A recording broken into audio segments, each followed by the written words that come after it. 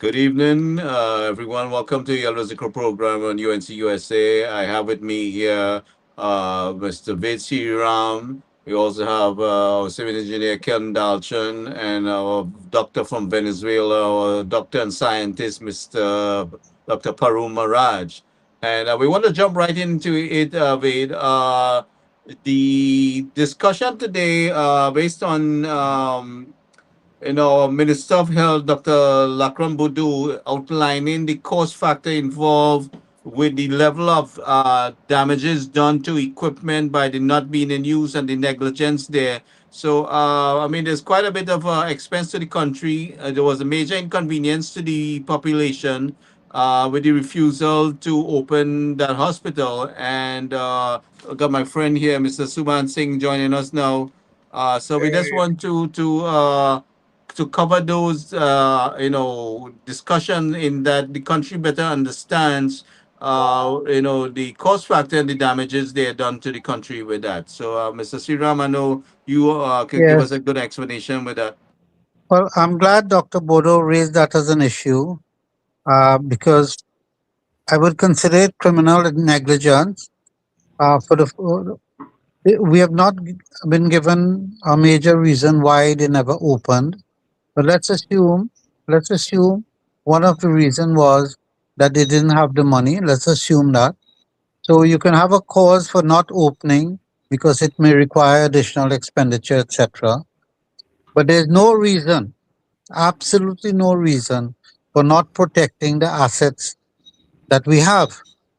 And when you look at the parallel, the question of the criminal negligence, the parallel is with the Petrotrin refinery because both projects, one was not opened. They have to answer why. With regards to Petrotrin, they have to still have to answer why they closed it down. And I think speculation is rife that it was not an economic reason, but rather political. So those two things go hand in hand. And I believe a commission of inquiry should be set up. I think the first program we discussed is a commission of inquiry should be set up for two reasons. One, to find out the truth. And if criminal negligence is involved, um, those who committed the crime should be prosecuted. And the other reason is that given for future ministers and government, that will be, I think, a very important lesson to be very, very careful how you handle the assets of the citizens of Trinidad and Tobago. There is, as far as I see, right? There seems to be major cost not only in the financial end, but in the matter of lives. To our citizens. I'm sure that because of the lack of those use of medical equipment, the lack of the hospital has cost us dearly in the aspect of human lives. Because a lot of citizens have to travel outside the country, and most of them cannot afford. And we definitely need to work towards where that hospital is fully functional, fully equipped, and can service the needs of our citizens. No, but that's where the several dimensions of the inquiry should take place. What you are saying is so true. What was the economic impact is one. What was the social impact? What was the impact with regards to delivery of health services and all of that now can be identified and as best we can identify the dollar value of those things. So I think it's something that should be done because what we are seeing is that people have been getting away with murder and we just accept it and we move on and move on. And it doesn't make sense as a society because if we catch somebody stealing a mango, that's front page, that's front page. Right, So right. Well, you see, I think, if we look around, based on we see now, our government here now is really exposing a lot of things that the population. I want the population to understand the level of damages that the PNM has caused the country and the major inconvenience before they jump to conclusion on the throat of this prime minister, and that they must recognize the fact what has been done to them and how much it has cost the country. Every time you spin around, the PNM has either caused somebody to sue us, there's caused major inconvenience to our citizens and money wasted. We never got value for money. In this, in under their management, and citizens must not allow them to come back into government. Mr. Singh, jump in whenever you're ready. Dr. Param, anybody, go ahead.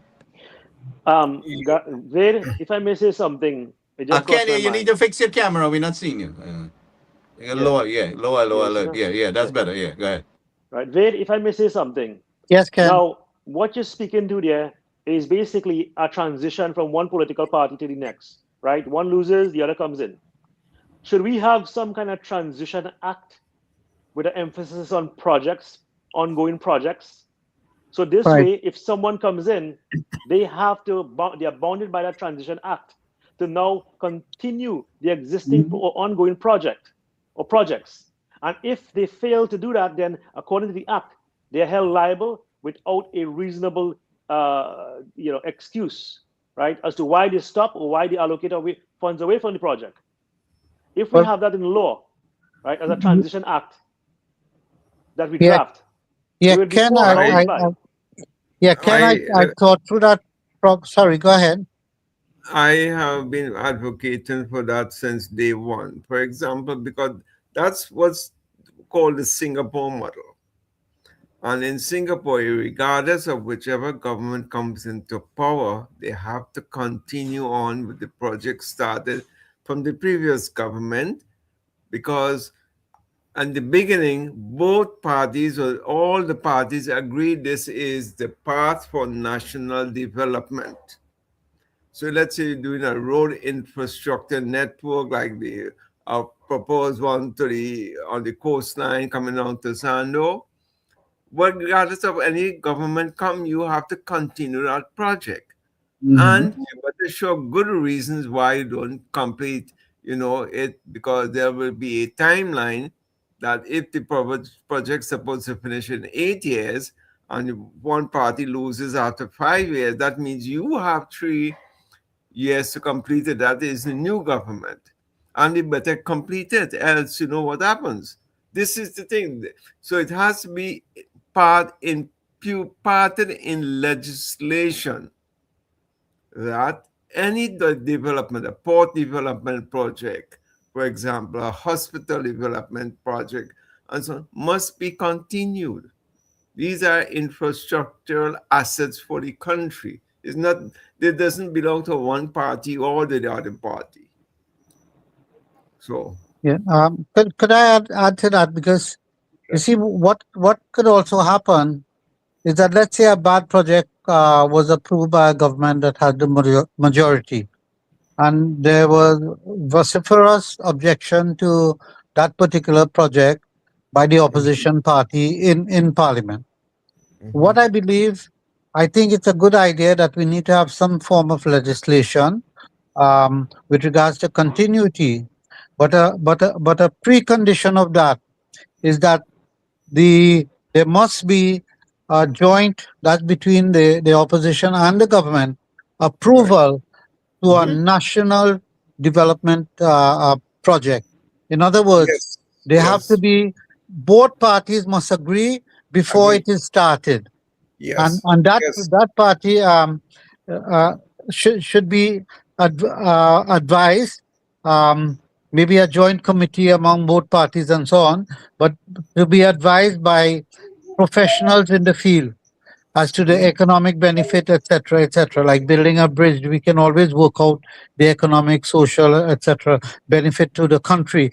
And I think, Suman, if Ken, if we agree, those are they're classified separately as a national project, then mhm. there must be continuity. Yes, correct. Yeah. And not And only that, it, that national development plan of action has to be agreed with correctly. I forgot to mention that has to Okay. be agreed by all the parties, all the stakeholders, all the active, all it must be broad consensus that this is the path for national development. It's not majority party wins, and no. That's recipe for bubble all along. Yes, that's correct, Sumant. So we should look at it maybe as a transition act, something like that, right? Where it Yes, picks up transition, not just projects, but transition as yes, a whole, right? yes. So national projects will be a subhead of a bunch of subheads, right? Where we ensure a smooth transition. So we don't have this conflicts and gray areas where people just leave things unattended to abandon and neglected, etc. Because the people of Trinidad and Tobago will be losing millions of dollars, which we don't have, right? Now, So Ken, if I yeah, may interject there is one area that will cause a lot of problem is that in the area of state boards. At, is either that transition has to be like in the U.S. Today, low selection, bam, all boards change, all the high positions change automatically. so Example, mhm. when they won PNM won the election in 2015, Chicago's Borough Council was cleared right away the very next day. What was cleared the very next day? Hey, we in power now, you're going to need to pack your desk and go home. Right, But I hear you, Samad. here is it up to what day I spoke? Friday, I spoke to a CEO, and she said her board is still a P&M board. Mm. That is how can a P&M board, how can you be expected to carry out the agenda of this government? So you'll find a lot of pushback. Is either you clear all state directors, state boards, and everything, Well, and we maybe put that Samad. in the legislation as R- well, because right, correct. many on the certain regimes do appoint new boards in the fifth year of governance. So in the fifth year of the PNM regime, for example, they will appoint a new board for 3 years, which means 3 years into the UNC in office, they can't do anything because that new board has just been appointed just before the election. So you So see, it has to be some strong legislation to either say, hey, you know what? All our national development policies have to be continued. All members of state boards must resign with immediate effect, and like that, because it will create what's going on right now. For example, P&M boards still in state corporations. They still exist there. right, so Mhm. Samad, under the Transition Act, all of those fine nitty gritty stuff will be highlighted and captured there under our head. For example, state board. One board, the old board or the existing board will have to brief and transition, right? The new board incoming as to what they were doing, what they were up to, right? So that they will now take it over. And they are briefed on what's happening and they're up to date with the business, with the new business and old business. So I think that law or that what we mentioned here, the Transition Act, right, should be broad, should cover state boards, should cover anything involving transition with an emphasis in the political change. Yes. Wade? Yeah, I mean, I've been on boards where they change, and I can tell you at that point in time, management really is in control Yeah. because you change the board did not have time to read all the previous minutes and so on, and they're just being briefed by management. And if you are not alert, all kinds of things could pass through. You have to be very alert, Exactly. Definitely, very exactly. alert. The one board, we just came on the first meeting. They want us sign up now, approving an investment on a religious bank, and I objected to it. I said, no, this is a state enterprise. You can't do that. We should not get involved in associating with any particular religion. Suppose the other religion came and said, look, we want to open a bank too.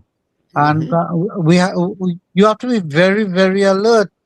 So that is why I think it's good to have young board members, but you must have the experienced uh, members in place on day one. On day one, Correct. and Correct. then one Yeah. of the exercise, Sumant, you all are senior and gone through a lot. You have to ask what are the policies governing this institution, where the policies are. We need to see all the policies. That's a big problem right now. I don't want to call the agency, but a Yeah. very popular agency right now that is happening because I've been in about 3, 4 boards already, and I can tell you exactly the way what they're saying that policy framework, that governance framework, and that legislative framework, they are all lagging.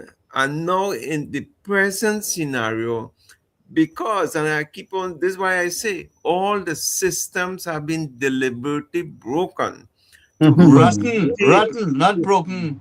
Rotten to and stink. facilitate, or that has facilitated the PM to do what they did. And you know what the hurtful thing is? These bitches going to get away with it, this shit. They're going to get away because the Mhm. system is broken. There is no accountability. You don't. But the thing is so massive. The corruption is so massive Did that you did you see Vandana speaking today in yeah, reference yeah, to yeah. okay, good, good. Everybody I must go. She talking with language. Go ahead. and that is a classic case. What I'm saying, Gary, it is in another area as well. The CEO told me this Friday gone that it's a P&M board and she's been trying. She's like the Lone Ranger in it, and they're putting pressure on her. They're putting pressure on her. So you see, our own is getting really flied in all of this. What one and Dana is saying that the entire board of the Children's Authority, how much, $70 million? Sumant, can we trust with based on what we see happening under that children authority, where children was abused, children was neglected. I mean, there's so many things. You can't even trust the under the present structure, you can't trust them to take care of anybody, children. Nicely. Mm. Well Okay? said. So Well all said. man had to go. Clean house. You damn right. Go ahead. One of the things she was mentioning is that they purchased a freezer for 350 something $1,000. And she was querying what is the need of having such an expensive freezer, albeit one with a cost of 350 or $353,000. What is And it? Ice box? A big ice box or what is this? that's freezer, A freezer, freezer room? yeah, Oh man. you know. All right. So I want to make a little comment there on that. Okay, medical equipment is expensive, yes, very expensive, but that's for 31 million CT dollars. That's almost, let's say, 5 or 6 million, let's say 4 million US dollars. What equipment is that is so expensive? Because I know the very most expensive one is cost 1,200,000, which is an MR. MRI machine, yes. That's the MRI most expensive one that I know, right? Let's say $2 million, which is let's say 10 or 12,000 CT dollars, which is a very exaggerated price, right? Here in Venezuela, we have installed in the public 1 second, guy. Welcome, Dr. Stephen Rambo. In the kind of conversation we need him here. Go ahead, Doc. Hi guys, hi guys. Good Yeah, evening. hi, Good evening, good Dr. evening. Rambo. good night, Yeah, good evening. Continue, good continue. evening. I'm listening. Right. These equipments, we purchased them from the US and at a very high, how you say, a big order. It came down to 800,000 to, it ranged from 600,000 to 800,000 maximum with installation and with all extra, how you say, the package, crear con instalación y todo. training With and warranties and whatever. installation and training for personnel to manage this equipment. So I don't know why, or it shows that it's an exaggerated cost, over cost, more than 100% of the cost of the of equipment. No, now when you do a children hospital is something that is very how you say sagrado, holy or sacred. Here in Venezuela, we have one of the best hospitals in the whole Latin American and Caribbean, which is the Children's Hospital of Cardiovascular, no? Hospital de Cardiovascular in Caracas, right? Uh, for children where all this service is for the citizens, which are free. And cardiovascular, um, oh man, my mouth is sticking up with this Spanish. All right, cardiovascular treatment or operations is necessary and it's very, very, very expensive. Here it is for free. Now, there in that hospital there in Caracas, there are equipments, and there is no political, how you say, intervention in that. But any government that gets in power, or any political party, or when I say political party, who may be change the mayor or the alcalde or governor of of that area where the hospital is, he have the obligation and continue with that project, right? Any project that is benefit of the population of the country has to continue whichever political party is there, right? So this overcost on equipment, that shows clearly that someone was making is or made money on the needs of the citizens of Trinidad and Tobago, right? And it's not that expensive to open an hospital. The infrastructure is not so expensive, and it is not very difficult, or when there is need in a population for certain services in health. It's not difficult. The state has all ways or all mechanisms to get personnel. I don't see why the hospital, what they say they cannot open, right? But when the other political party open the hospital, it had everything. When you get in now, it don't have anything. You make justification. So there is no justification, and leaving the hospital closed on for a long time. That has closed for how long? 10 years, no, or more, Mhm. right? So these projects must not be left out at all. So someone is spitefully spiteful intention, use a spiteful intention on oh man, excuse me fellas, my English, all right, spiteful intention on doing damages to the population, Mhm. or trying to say the other political party that project is not good, whether it's the PNM or UNC or whatever, a project that is benefit any one of them, they leave, they have to continue. That is an obligation. That is a law here. I think it's an international law. Look at Dubai. Look at this Asiatic country, China as well. They continue all projects, and they focus in infrastructure, in health, education, and building infrastructure. Right. So there's no need to close the hospital down. And these damages, as Mr. Suman said, they will get away. They will get away. I hope not. They will not get away with it.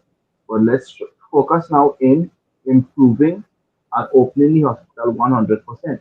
Now, when you have a member board, when you have, look, but when I become a manager in the oil field, I had people who was against, who didn't want the certain projects to go out because of their convenience. They wanted the contract for themselves. When I say for themselves, for their friends.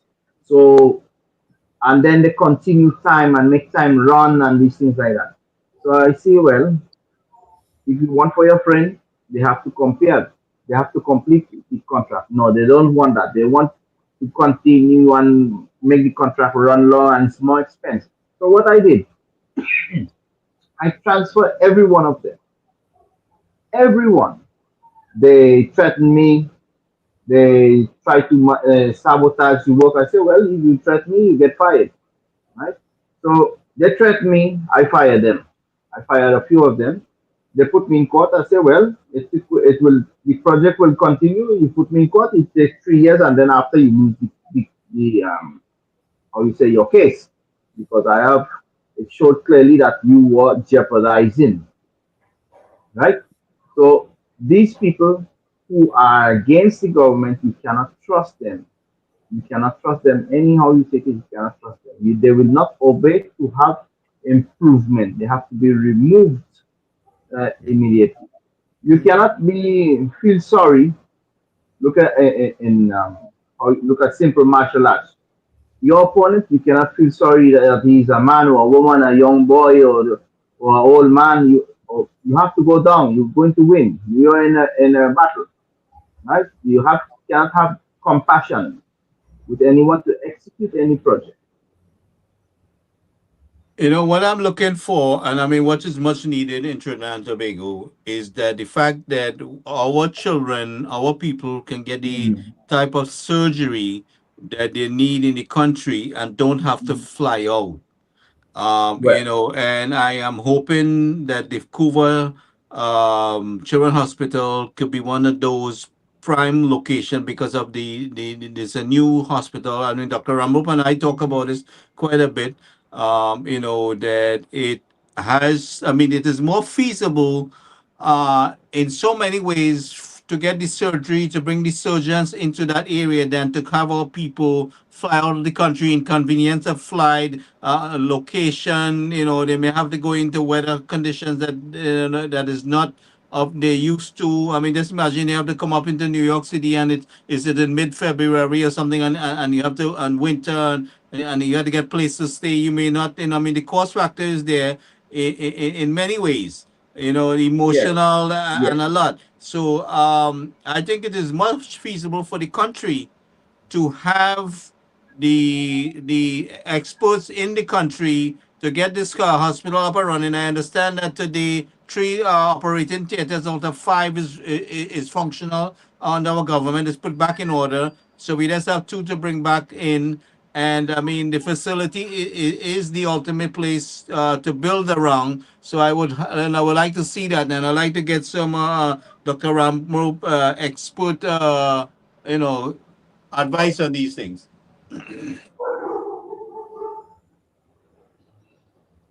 Here and there. Jump in there. Yeah. Jump in whenever you're ready. Yeah, Hello? Oh, sorry. yeah.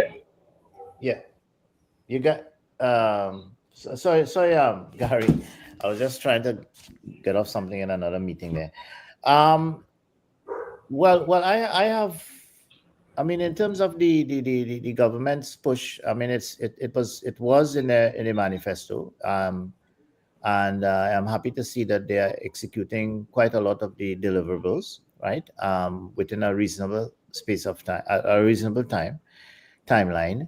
I'm happy that at least the Couva Hospital will be commissioned. I do agree with Parum that I mean, and of course, I guess everyone here that the last government was very spiteful, and it was really a bad thing that you have a facility that could have been activated for COVID, and Mhm. really and truly it was not commissioned, and there was quite a lot of equipment that a lot of it is probably underused or underutilized. And as everyone here knows, like a plane, if you don't use some of these equipment, they're going to eventually not work and then get out of date. Uh, Mhm. one of the big disadvantages of in Trinidad and Tobago is that we do not have proper scheduled and preventative maintenance programs. And the reason why we don't have that is because they put a lot of political positions are filled in terms of CEOs and chairmen of board, etc., where quite a lot of persons are politically appointed and they do not have the Mhm. necessary skill sets to manage healthcare systems in accordance with contemporary standards, right? One of the biggest problems we have in this country is that we do not have proper accreditation standards to measure Mhm. the deliverables that are required for the delivery of healthcare, both in the private and the public healthcare sectors. This puts us at a disadvantage because if you divide healthcare into primary, secondary, and tertiary healthcare systems, each one of those systems are very weak. And I think that the big trust and it should be this government needs to look at a few things. Political wins are good. You have a manifesto, you deliver your goods. You hope that within a space of time, your electorate will look at what you're doing, and then hopefully they will vote you back in. My take on that is I don't think that is a give. I think that there are certain things that you have to put in place that are going to have to tell you that you are actually improving something, because I think that the people in this country that makes the decisions when an election comes around are those persons in those constituencies which we call marginal.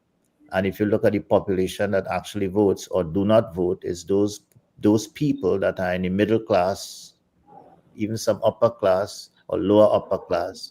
They are the ones who actually vote a party in or out by either voting or not voting for that party. They don't align themselves to any political party, and they're the ones that makes the difference in the marginal seats in Trinidad and Tobago, and that is probably not going to change for a while, until there's a drastic change in terms of how we separate our constituencies when it comes to voting. So, in my opinion, health care, I'm very passionate when it comes to that, because I'm not just a physician. From 1980, I graduated, 85, I graduated from UWI Mona. In 1996, I gained an MBA in healthcare management, and I got a better understanding after doing that 4-year postgraduate course in the university. I got a better idea of some of the things that are supposed to be implemented when it comes to short, medium, and long-term gains when it comes to a country like this, which is a small country of just 1.3, 1.4 million people. So a lot of the things that you would have difficulties in larger developed countries, even Venezuela, is that you would not have that here if you manage this blasted healthcare sector properly. So I think that one of the biggest problems we have here is the political intervention in healthcare. And biggest problem is that you do not have skills and competencies that are task related when it comes to the key positions in managing this sector. Suffice to say, I don't think that we need to go back after the last 10 years and say, okay, well, they didn't do this and they didn't do this. And I think we need to stand up here now and say, okay, listen, this is what we have to do. Firstly, we have to improve healthcare so that my children, my grandchildren, my great-grandchildren, anybody from the diaspora could come back here for Carnival or Christmas or whatever. And if they fall ill, they actually experience the same type or standard of healthcare that they will get in any one of the developed countries, whether it's USA, Canada, or Europe.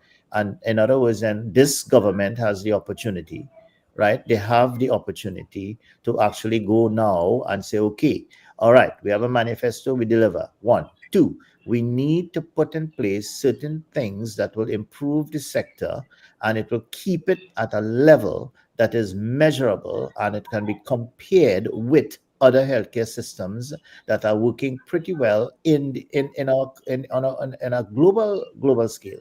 In other words, and we need to benchmark some of the things that we are doing. Doing an appendectomy in the US, doing an appendectomy in Paris, doing an appendectomy in Russia, and doing an appendectomy in a private medical center is basically the same.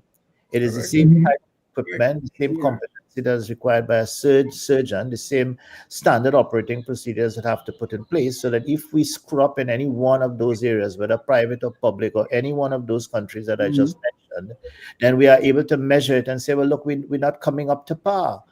So the problem is that in order for us to bring specialist surgeons and specialists who are highly competent and who are highly capable of practicing complex surgical procedures, that we may not have the equipment or even the competencies here, and we want to bring them in a country like in this country. We cannot bring them right now because the basic systems, the basic standard operating procedures, the basic processes, right, are not in accordance with international healthcare standards.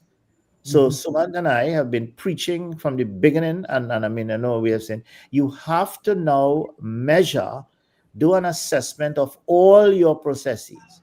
You have to put in performance indicators to measure them, and then you have to identify your gaps. You need to bring it up to contemporary standards in accordance with people like Kaiser Permanente, John Hopkins or whatever. Start benchmarking and saying, well, look, our mortality rate is this, our neonatal intensive care mortality, morbidity rate is this. Our hospital infection rate is this compared to. So that if we say there's an international standard of 4% and we are currently 8%, then we have work to do. You see, but if you can't after 5 years, and this is already 1 year into government almost, and if after the next 3 years, and we only have 3 years, as we keep saying, because the last year this government will get a lot of pressure in the public service because that's the election year. So we only have a couple of years again to get this thing right. And I am asking, we have been preaching, right? There are very simple systems that we have to do.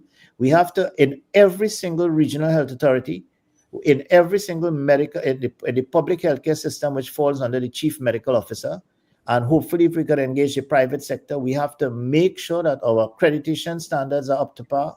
We have to have an independent quality assurance organization, not a ministry one, not a RHA one. You cannot measure your own quality. It has to be an independent quality association. The government should very soon come out and say, well, look, we want to have an independent quality association. These are the terms of reference. We'll have 1 or 2 government officials, but we'll have a member from this and that and that and that community, blah, blah, blah, and give them the resources to measure the quality, both in the private and the public healthcare sector.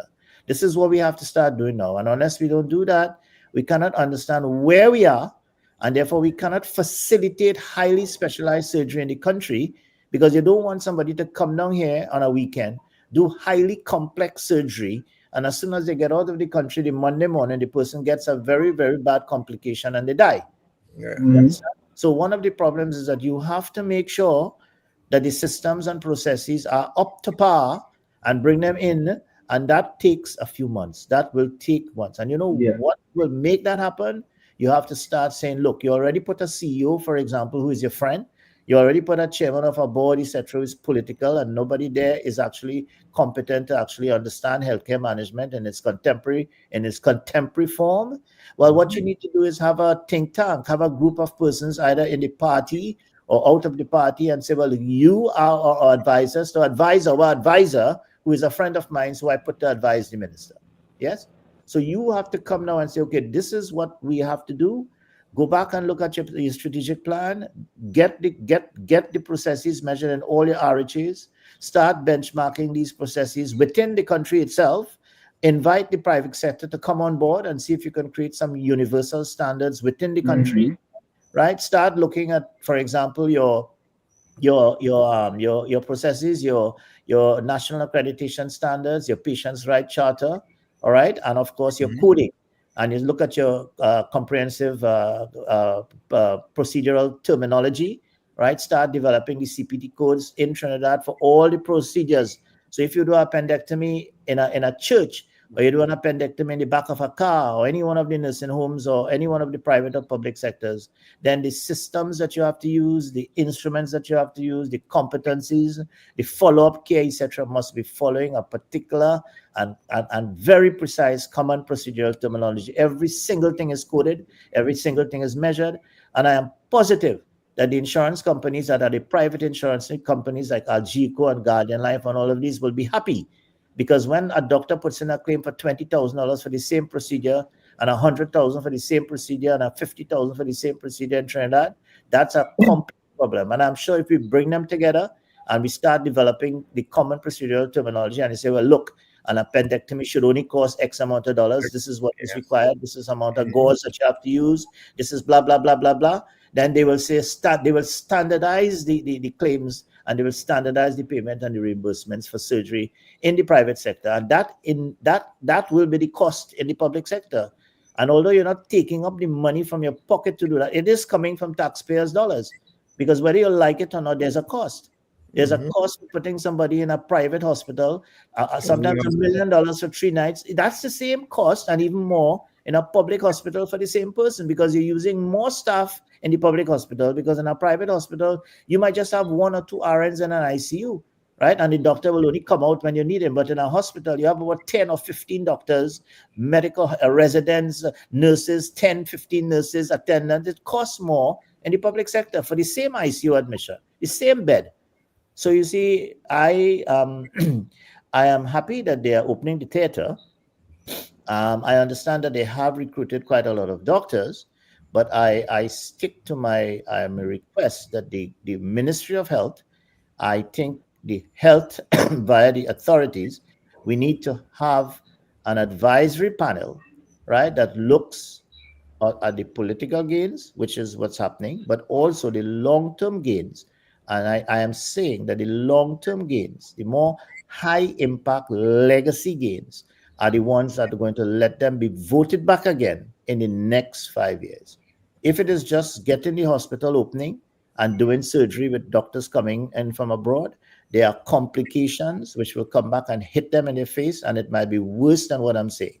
I am saying simply get an idea of what is happening in the health sector, put in the necessary KPI, make sure that all the RHAs are measuring the same thing and comparing it, get it up to par, and then when it happens and you have an understanding of what is your current platform, then it's easy to facilitate foreign intervention in performing highly complex surgery. I can tell every one of you all, as a qualified orthopedic surgeon since 1990, it is not just fixing a hip or putting in a plate, It is about preparing the patient, making sure that you have the necessary risk management programs, in policies and processes inside, the relevant people to help you, and of course, most of all, the post-operative and the rehabilitation care. Right now, you're putting in hips in Trinidad, right, which are hemiarthroplasty, not total hips, because you're not doing them in the hospital. And as soon as they come out of hospital, they are going to die with bed sores, because even your physiotherapy program, you're not even getting to a physiotherapist after months, and some of them people can't even get physiotherapists. You're amputating diabetic legs, and they don't even have prosthesis to get about themselves. They eventually end up with a double amputation, and the mortality rate is higher, very high. So there are things that you're doing, and they're measuring things by the amount they're doing. That was the biggest problem I had when I was medical director in San Fernando. I had a staff of 50 specialists and 250 residents, both PGY 1, 2, and 3 residents. You know what the senior doctors were doing? They were saying that their scorecard for performance was how many surgery I did at the end of the month. I did 50, and therefore I want 50 prostheses, because you know what? I want 60 because I want to do more.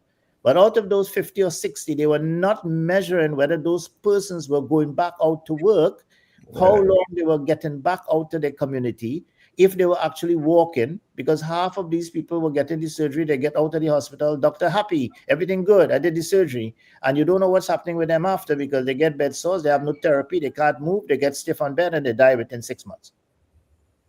So these are some of the things that we have to get right.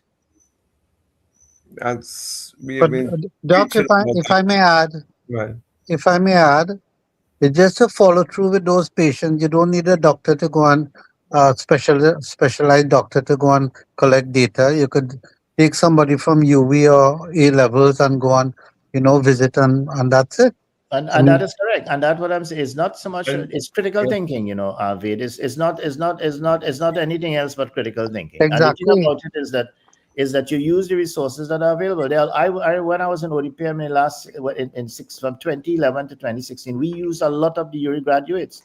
Right? Exactly. They did a lot of the research for us, and they did it as part of their programs. So in other words, and when you are a good, you see, this is where management comes in. This is where people who are trained in managing people, who have at least an MBA, who understands how to manage people in a way, right? If you have resources, you optimize the use of those resources, and you look at your target, look at your goals, set your KPIs, measure them, and then you look at where you're going. If you don't know where you are in the health sector, if you come into power last year, right, and at this point in time, you cannot say what is your current national mortality rate, what is your current mortality rate in all the different hospitals. Some of the key indicators like hospital infection gives you a good idea of what is happening. If you can't tell me that the difference in hospital infections between San Fernando, Port of Spain, Sangre Grande, and Point, and you can't tell me what is the exact infection rate at the end of the month that is reported back by the CEO to the board of directors at the statutory meeting, I am positive if I go and sit at a statutory meeting in any one of those boards and I get a list of a dashboard and I say, what is your hospital infection rate for San Fernando? They can't tell me. because it's not Mhm. part of the reporting. It's not part of the dashboard that the CEO is bringing towards the board. And therefore, that is what I'm talking about. That is what the advisor to Yeah. the minister has to do. He has to make sure with the chief medical officer, put those things in place so that the actual KPIs that come back to the boards of directors statutory meeting every month has the relevant information that actually tells what is happening. It is not happening. I'm telling you, it's not happening. No, I mean what you're saying is very surprising because those are basic things in management. And if, as you say, that persons who are appointed to manage the various institutions within the medical fraternity, then you're going to run into serious problems. But that's a chronic problem in Trinidad, chronic, chronic. So, and And it's a basic problem. I mean, I can tell you that our private sector is much more efficient and effective when it comes to that, because their bottom line is money. You Mhm, understand, right? mhm. Because the bottom line in the public sector is supposed to be quality. Basically, all the public sector does is they get a budget, they spend that budget in the mid-year. If it's fallen, they ask for more. All right, and then that is why all you're talking here about buying a machine that is overpriced, right? Having a machine in San Fernando, 2 machines, one is not working, right? Then it bugs up on a long weekend, and then you have to send them to Point, right? And then you have to look for another place. All of that is poor management, because you have 4 other machines in San Fernando, right? In addition to the ones in San Fernando. So if you cannot get an MRI done on a Sunday, right, then you can actually have a MOU with some of the private providers, which provides it at the same damn cost, because their cost will be less. Why is less? Because you can say, look, give me an MRI for $3,000, right? And I will send it to you. And all the elective non-emergency MRIs, I will send them to you, because you have 4 machines in San Fernando. You do them, you measure them, you monitor them, you make sure that they fall into the accreditation standards, etc. And the emergency MRI for the guy who comes in, like your grandson who gets in an accident and gets into and you reach in San Fernando on a Sunday morning, he has access to the MRI. You understand? So this is basically what management is all about. And healthcare management, you have to be flexible, right? It's not a rigid management system. It's very, very dynamic, and therefore your ability to understand trending, it has to be like a pulse. It has to be every day. You have to understand your bed management, your status. You have to understand your hospital infection rate, the number of falls in a hospital, right? Your throughput rate, right? Your utilization rate. All of these things are daily figures that has to be fed back, right, to the CEO's office or the quality department. And if you don't have the incident reports, right, we don't have a very robust incident reporting system. So if you're not aware of the prescription errors, for example, that is occurring on a daily basis, then you cannot manage healthcare systems in terms of delivery of healthcare using medications. And there's no measurement of prescription errors, adverse events, right? Errors, and of course, reports of negative incidents is very, very poor. What they do, they out fires, but they don't have this collective understanding of early warning systems that tells the hospital management when something is happening. It's only when it happens and they say, oh my God, and you hear it in the news, and then they start out in fires. I mean, the objective should be to prevent the fire. I had an unfortunate situation this week gone by.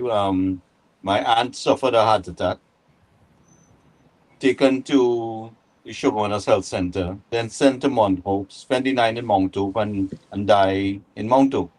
Nothing was done to really, to help her in the sense, so I mean, I know how bad it is, and don't forget calling for an ambulance right now. Okay, and forget calling for an ambulance. It's better you put up some flashing light and a donkey cart and go your way. You see, that's one of the things. When Hamza Rafiq when we started this system, right, I was sent to Nova Scotia, right, in Canada, because the first ambulance system came in from the EHS system from Canada, right, in Nova Scotia, right, and under the UNC, under the late Bastille Pandey, Hamza was the minister at the time, I was one of the national medical directors that implemented the emergency health system in Trinidad and Tobago. We used to call it EHSTT, right? And we developed all the standard operating procedures with Dr. Rashid Adam, who was the national medical director. And we implemented the ambulance system at the San Fernando emergency room, where I was the head of the emergency department there for 10 years, right? So it's under my supervision that we brought in the ambulance system in Trinidad and Tobago, and the PCR forms, which was the patient care forms, right, that the ambulance people filled out. We used to have to monitor those forms and go through using quality assurance to train the ambulance personnel. We had things like ambulance turnaround time and daughter needle time and everything. Those were measured at the time those ambulance came. We trained emergency medical technicians basic, right? And the plan was to train emergency medical technicians intermediate, that the ability to put up a drip, and paramedics, the ability to put reperfusion medications after you stabilize a heart and you get back the person alive. The only way that you can get them to hospital is you have to maintain the heartbeat. It makes no sense resuscitating a person in Toco or Cedrus, right? And you cannot maintain that heartbeat when you reach back to Point Fortin Hospital or Sangre Grande Hospital. And if you can't have anybody to put the drugs and put up a drip, then the patient dies. A massive accident on the highway, people are bleeding through their femur, people are bleeding in their chest, and you have nobody who could put in a chest tube on the field or put up a drip and give, because they do not have anybody authorized legally to put up a drip on the field, because we don't have paramedics. And look at the length of time that we set up that ambulance system when UNC was in power under Pandey. I was one of the medical directors. So I am screaming. Anytime I talk about this, I get vexed. Because look at where we are. Government imagine for 10 years, the PNM never did anything. You understand? We were getting somewhere when we had the People's Partnership. Although I was an ODPM, one of the things that I was doing it from the ODPM side was looking at mitigation and public safety. So I was working from outside the health sector, right? And working very much with Fuad Khan to try to see if we could implement these things, right, as part of a disaster readiness program, because of course that is one of the first responders. So that under the ODPM, we were actually improving public safety by improving the ambulance system, because in a disaster, they are one of the first responders. You see? So that is how I was using my funding in ODPM to try to improve that system. And we began training people in paramedics, etc. from that time. And then all of a sudden, of course, people lost the election, and here we are. So now this government, I was very happy when I saw that they're going to be doing the cardiac catheterization labs. A lot of money is going into it and final. But when I look at that now, I'm worried, because if you are going to do those things, then you need a person who is viable. If you do not have a pre-hospital system with paramedics on the field, with defibrillators, we cannot even use defibrillators in the airports or in buildings or banks. Why? Because when you shock that heart and you bring it up to life, who is taking that heart now to the private medical center like Sinclair or Gulview, or even, to give them a chance at a lab? Because you can't, because there's nobody to put up a drip and give them the medication to continue that heart beating to reach the cath lab. There's nobody. So that, in order to do that, side by side, you have to bring now the pre-hospital system in place, and you have to get that to work, because you can't in one hand put a set of money to open up all these labs, and in one hand you're not improving the pre-hospital care, right? So that's what I'm saying. And all of this is management. All of this is good CEOs who would look at the dashboards, who will balance the programs, who are going to ask for funding to make sure that everything happens, and not just for political reasons, put a lot of money and time in one area. It makes no sense putting a lot of funding in one area if you're not balancing your scorecard. You're right, Doctor. Right. One of the problem that had here in Venezuela is that lack of trained personnel. Right. I see in Trinidad the majority of nurses do not know how to put on an IV. They are not trained to put in an IV. What happened here in Venezuela? Everyone was trained. All the nurses was well trained to use IV, do stitching, assistance to the medical doctor. And I went to do my I don't know how you say in English, pasantía, artículo 8. Article 8. When you graduate as doctor, you have to go far away to, I think, 2 year, 1 year to do medical service in remoted area. I went to a place very far, almost 6 hours driving, and then about 4 hours walking. You have to walk there. You cannot get any cars here. When I reached the facility, the medical facility, talking about high jungle, I was surprised that the person who even cleans, knows how to put in an IV, right? He knows how to do, is trained to be a medical assistant. Imagine that the person who cleans. So I asked, why is that? He said sometimes they don't have nurses, sometimes don't have doctors, they go away and the facility is empty, right? So now this is a training nationwide. Now for equipment, medical equipment, each hospital here has something they call electromedical. Um, a technician who is trained to repair all these medical equipment. Whatever medical equipment they are trained, they are specialized in that equipment. And majority of the people here has the hospital has sophisticated laboratory.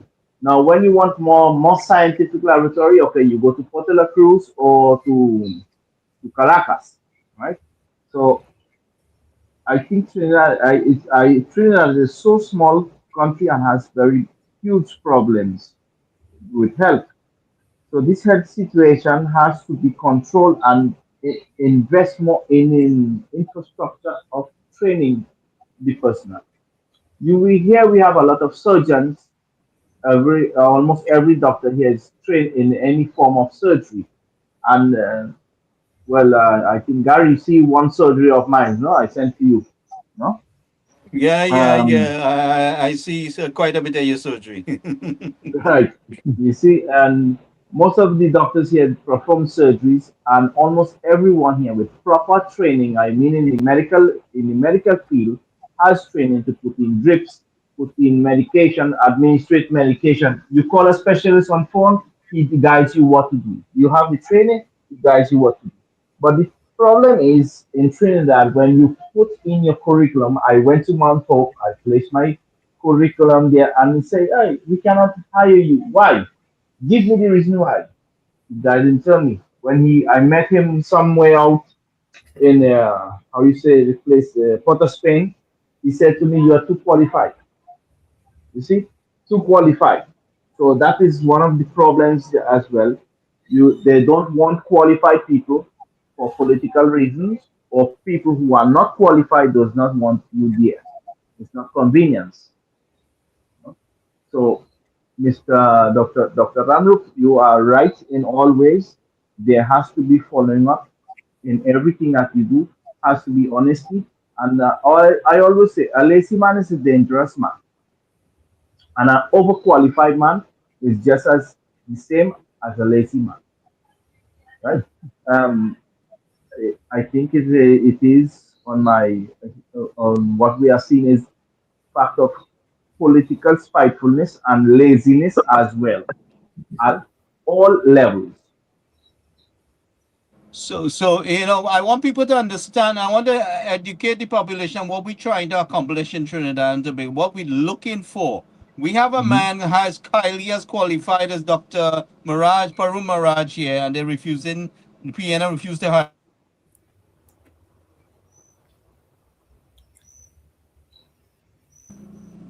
We have some experts here. We have Dr. Stephen Ramrup.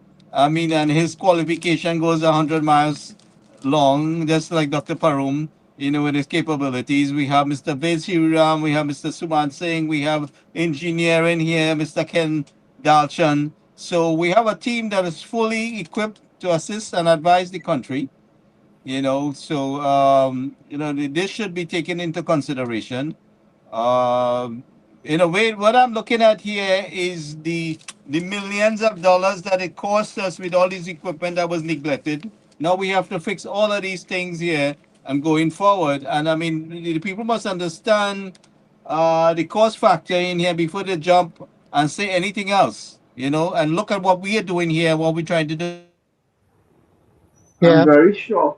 I'm very sure that what the PNM government took out in the cost of these equipment, I'm very sure that our prime minister and minister will show that they will put the hospital running together and will not reach that amount or that high cost. You will see what I see.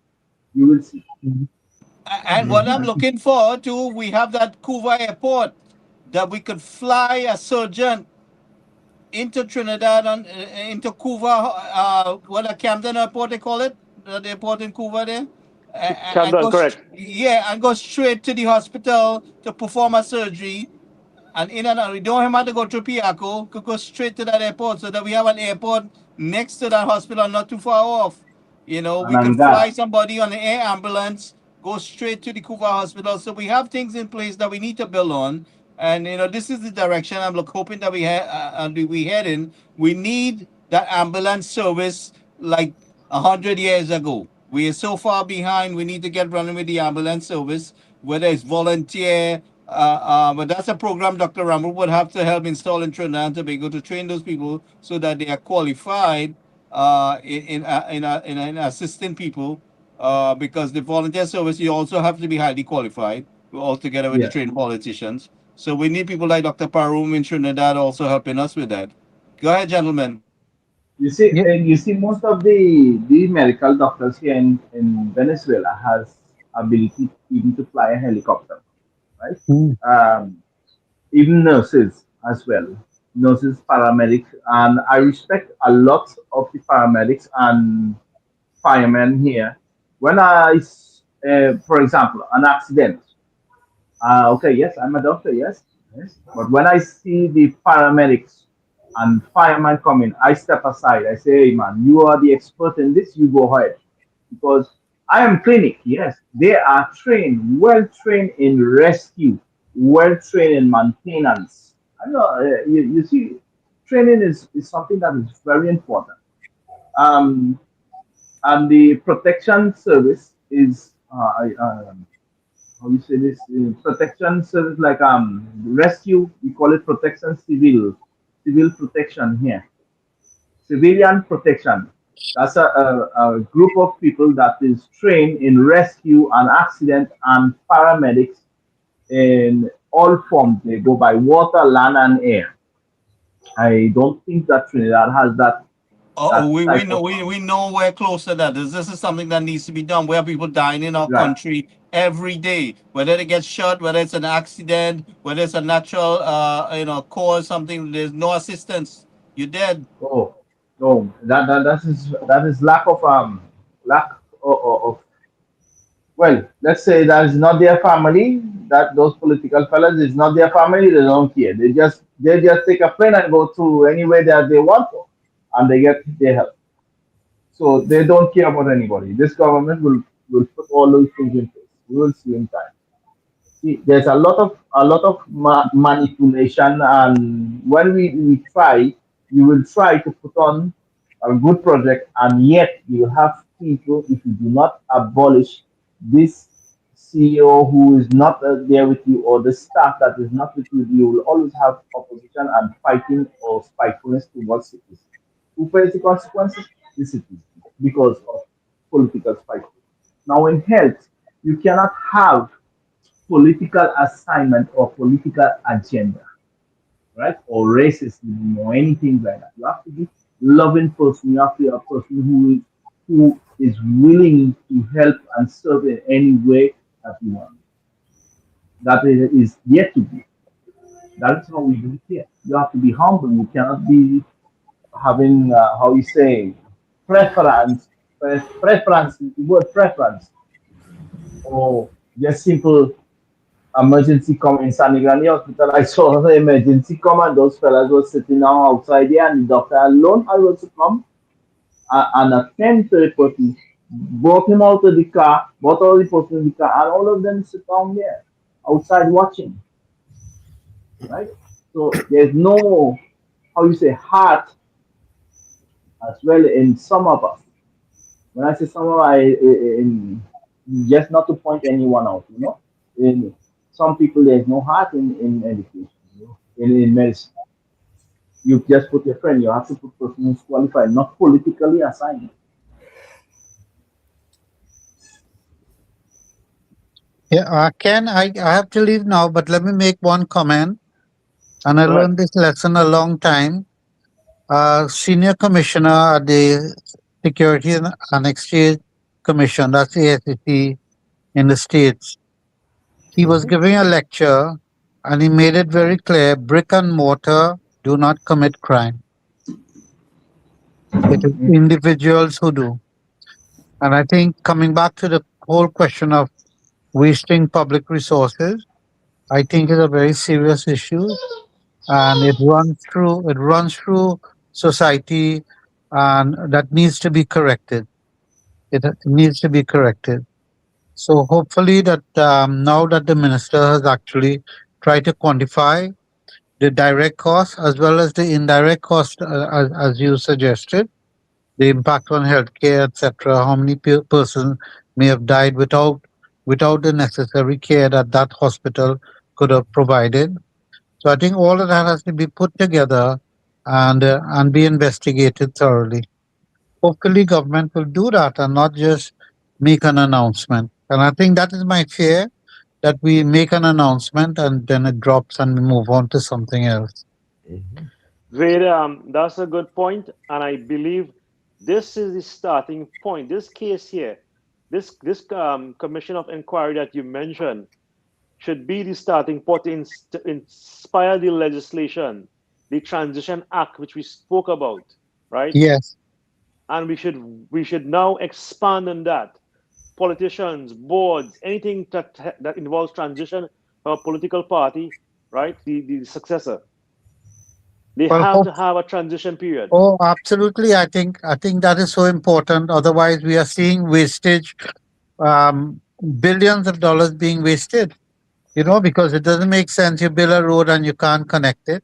It doesn't make Also, sense. It doesn't make sense that you start building a railway line from one side and the next side and you don't connect it. It's total waste, you know. But and Wade, a last you go point I ahead. want to make uh, is, Dr. Maharaj, I think we should send over some Trinidadians to be trained in Venezuela. There is no problem in training, or you can even Yeah, bring people here from here to train. yeah, Training does not matter where, what country you get it from, right? yes, The most important thing is you execute. One of the problem I see there is everybody wants everything to come from Canada, to come from the US, and if the other Latin countries they don't accept, right? So in Cuba, where they train in the US, they train in Russia, they train in Europe, right? mm, So training is something that Trinidadians have the ability to do it, to have training. They have the ability. I'm Trinidadian, one Trinidadian, and was not given the opportunity to get training. Now I receive and I have the ability. I have a, how you say, desarrollar, improve myself in a lot of ways. So if I mhm, can do, you can do it, right? mhm, Things Right, that right. in the Parum, past, Dr. Parum, the thing about it is, as the relations straighten out between Venezuela and we get things going and the government can mhm. get settled there, you can help us arrange that. Instead of our people have to go so far off to get training in Germany or even the US, they could get that training right in Venezuela. That will be very feasible. It will be very, Yes, I mean, for us to make that possible. And also, yes, we want to get some people trained in the language. I mean, some of us studied and we don't get to practice it. So, yes, yes. Well, I would like to say something. How far is Trinidad and Tobago from Venezuela, and how close is the US or Canada from Trinidad and Tobago? Right. So that is a little signo de interrogación. I don't know how you say question mark, question sign. Right? Training can be right. done with have improved with Venezuela and Trinidad. Can have a lot of training, medical training. He has a lot of good doctors here, better than me. Let's say that, better than me, right? Well, we could bring So a doctor straight into Cuba Hospital from Venezuela. We don't have to bring it further off. And we could even bring yes, you. But Vade, I definitely want to bring you back if you have some time during the week so we have cover some other financial matters. I've seen some things happening with First Citizen and different things happening financial. So I want to bring you back Yeah, on that conversation if you yeah. could spare a few minutes during the week. So you'll let me I, know. I'll I'll be delighted, Gary, and so I'll take my leave for tonight. Good night to everyone. Good Thank All you, night, right. good Wade. Vade. night. Thank you for taking the Thanks a time. lot, Wade. Yeah. So, Good night. gentlemen, you could continue. No, Parum, you have a little time more. Or you had to go too. Yeah, and let me say this little bit there, and I have to go there now because I have to prepare class for tomorrow. Right. Um, it's not that expensive to bring a medical doctor from abroad. It's much cheaper to have the medical personnel from abroad into the country than I carry lost your people mic there, out of the Parum. We're country. not hearing you. Now, hello. Yes, I'm Yeah, here. I'm hearing you. Right, right. It's much cheaper to have a medical doctor in Trinidad from abroad and to train medical doctors in Trinidad locally, right? It is very viable than to carry patients from Trinidad to abroad. Now, what you're doing is you train medical personnel to have that service in the country rather than outside the country. Much cheaper.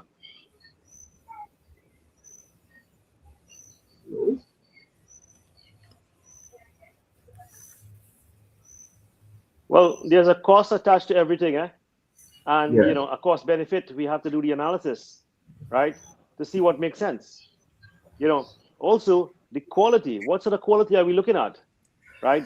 Is it going to be different, right? From we have to exploit the alternates. But at the end of the day, cost drives everything.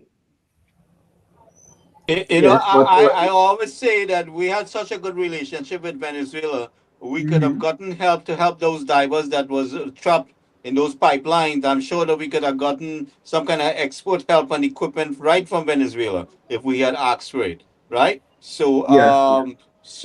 I mean, I think there's a lot of potential with Venezuela. I'm looking forward that all these political issues be straightened out so we can get the economic things going and the other things so we can help our people better. And looking forward to Dr. Parung coming down to Trinidad. I mean, he's not that far off, to come and assist us with all those medical technologies and team up with Dr. Ramrup, you know. Go ahead, I'm gentlemen. delighted Go to ahead. do. All right, fellas. Good night. Good night, Dr. Kuman, Parun. Take care, Doc. Kuman, the fellas Yes. had doubles for me. Good night. Don't Bye. worry. Yeah. I'll hold you to that. I'll get you your doubles. Don't worry. All right. So, good night, Parung. We'll talk soon. Suman, I wanted to touch on this NIS thing that the government that was taken out of the Children Authority, and we see that happening far so often, where money is collected from employees and not paid into the NIS fund. So maybe you can give us a little bit on that. I don't know if you have. Yeah, but I know that has been a scandal that has been going on here for several years, Gary.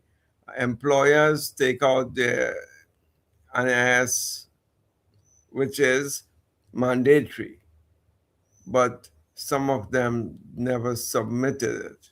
So what happened is that your NIS payments, I don't know if you know, you must have 750 payments, NIS contributions, so that when you retire, at age 60 or 65, as the case may be, you would have made that minimum amount of payments that will guarantee you that you get your NIS every month. The But amount Suman, of, this is a government agency, right? That yes, did it this. is. Now I have a relative that work in police and fire. They didn't pay into her NIS also. So you see, these, And so beside the private company doing it, you have government agencies that do the same thing. but not only that, Gary, the system is so messed up. I have made over 1,440 contributions. 1,440 contributions.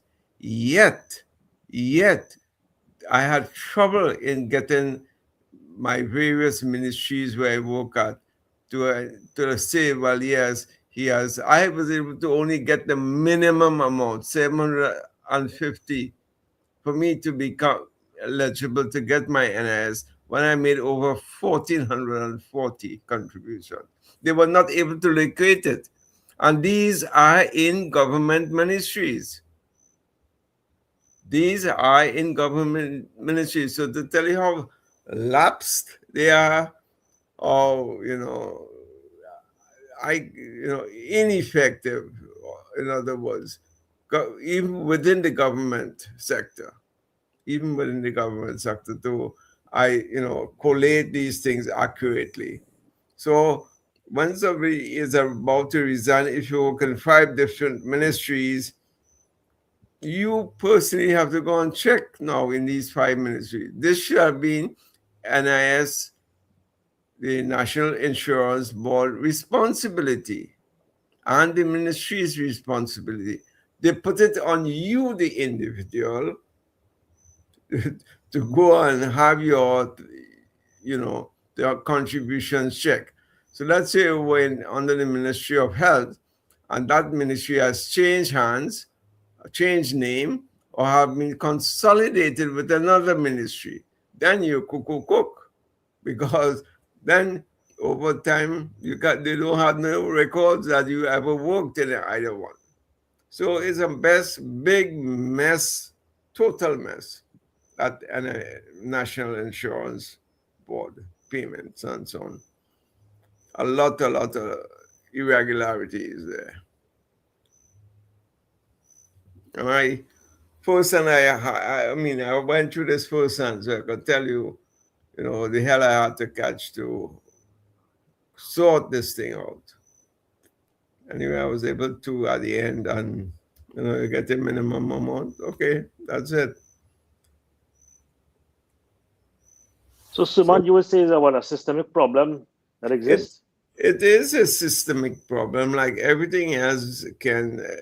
If you have strong systems, like doesn't matter where you work, which you may be working in 4 or 5 different ministries, and you are also given an NIS number, right? So that number should, and I say should, have your records of your payment, regardless of wherever you worked. So you could have worked in the Ministry of Education, Ministry of Local Government, the Ministry of Justice, and what have you. But your payment should reflect your contributions, that NIS number, not the ministry. Yeah. That number should really reflect how many contributions you made. And if I may say something, so based on what you mentioned there, you made 1,400 plus contributions. And 40 payments. Right? Uh-huh. And you are now paid, basically, you are now equated to 750 minimum. Because that's a minimum payment. And I had to fight. With ministries and letting them know I work here for 4 years. How come you only have 28 payments for me? What? But as far as the money that you're receiving from the NIS, is it less or is it more, or is it equivalent to your 1,400 plus? Or it is equivalent to my 750, the minimum amount. So technically you're being cheated. Obviously. So why are you paying to a system that cheats you or steals from you in that sense? And mind you, that is government. I'm not talking private sector. I'm talking about government offices. So, Sumant, the NIS system has some flaws that need to be fixed. A lot of flaws, Ken. A lot of flaws. And imagine, you see, the government payroll system is what's done by something called IRIS. I was in charge of IRIS, Integrated Human Resource Information System. That's what IRIS stands for. It's a software which is written by PeopleSoft, and now it's Oracle PeopleSoft, and these payments are automatic deduction, and once it's automatic deduction, payments were or should have been sent directly to the NIS board or NIS office. Whether this was done for the various ministries or not, I can't say. Because in education, we process 18,000 employees every month, right? So that as soon as a deduction is taken, the amount of withdrawal hits into every number, every employee number, and it automatically is credited in the NIS office, which is a totally separate entity. Yeah? So there shouldn't be any irregularities there. So whether you worked 20 years ago for 2 months in the Ministry of Health, that should also reflect. Now, what they tell you now, NIS tell you, well, we don't have records. You have to go to the Ministry of Health so-and-so office in Port of Spain, and you have to sort that out with them. Now, suppose this damn nonsense that are cut out under our government this time around. We have a lot to fix, We have a lot to fix. All right, Gary, we ain't started, boy. I am telling you, every damn system need to be changed. Everything. It means every damn thing has to be corrected. But they want to start from scratch and redo this thing because you're building something on something non-predictable from now. So what is it? It means the same damn thing is going to happen 5 years from now because the system is not being remedied. It's being built on whatever. We have to fix what we can fix in this first 5 years. There's a lot to fix that we need to fix in this first 5 years. I hope they are able to do that. And we need 55 years, but what I'm saying is quite a bit of things that we need to put in place to enhance our position for securing government and our delivery, in this first 5 years that I want to see get done. Now you're talking about people become more conscious about NIS when they're about to retire. So imagine you're about to retire, you made your contribution way beyond and above, but they don't have the records. Well, we want to educate our young generation so they understand, what to look for. This is going to be an education institute here. Anytime I tell people tell me, I'm retiring in the next 2-3 years, I say, look, make it your business to go to the NIS office and start checking on your NIS because don't be like me and get surprised when you retire and you have not made the minimum amount of payments when you know fully well you have done nearly twice that. You have made twice as much payments, but yet the NIS office cannot find the minimum amount of 750 payments for you. It's a big crap, real crap. That's, for retirees, it becomes a nightmare because you may be living down in Point Fortin and you have to go to Port of Spain or to your nearest NIS office and check for these things. And if you work in Port of Spain, in let's say, in a different immigration, for example, or CSO, and CSO, as we know, changed hands on the various ministries over the years. It used to be under the Prime Minister's office. It used to be under the Ministry of Finance and so on. So, you know what I'm saying? You can see what the problem there. So, again, accountability and transparency, right? And let me just, move slightly away, but aligns with the same topic, right? We had a high-profile case concerning a guy who was kidnapped in Barbados, Brent Thomas. Yeah. And all of a sudden, we heard in the news that the file went missing. Right? Mm-hmm. So again, what sort of checks and balances, what sort of system do we have in place where people could just go in and pick up files and they disappear? They could go into the station and pick up a brick of drugs, a brick of cocaine or marijuana, and put a piece of wood in there, wrap it up, and just disappear with that. People, what about Right? the police system? There's some doing that. So that's what I mean. So the system is a joke. The And system is a joke. even Ken, you talk that is security you're talking about, the national That is security the office. highest level. So these Right. are the people that are supposed to be protecting us. These are the people we're supposed to trust So, when we in danger, right? This is the nonsense going on. so could you imagine someone working in the NIS office don't like your head? You say, okay, I'll do for you. You don't know the powers these people have. They don't even record your records, which you're supposed to. So Now look I- at this here. Look at this here. Right? This is a lady who was denied assistance, right?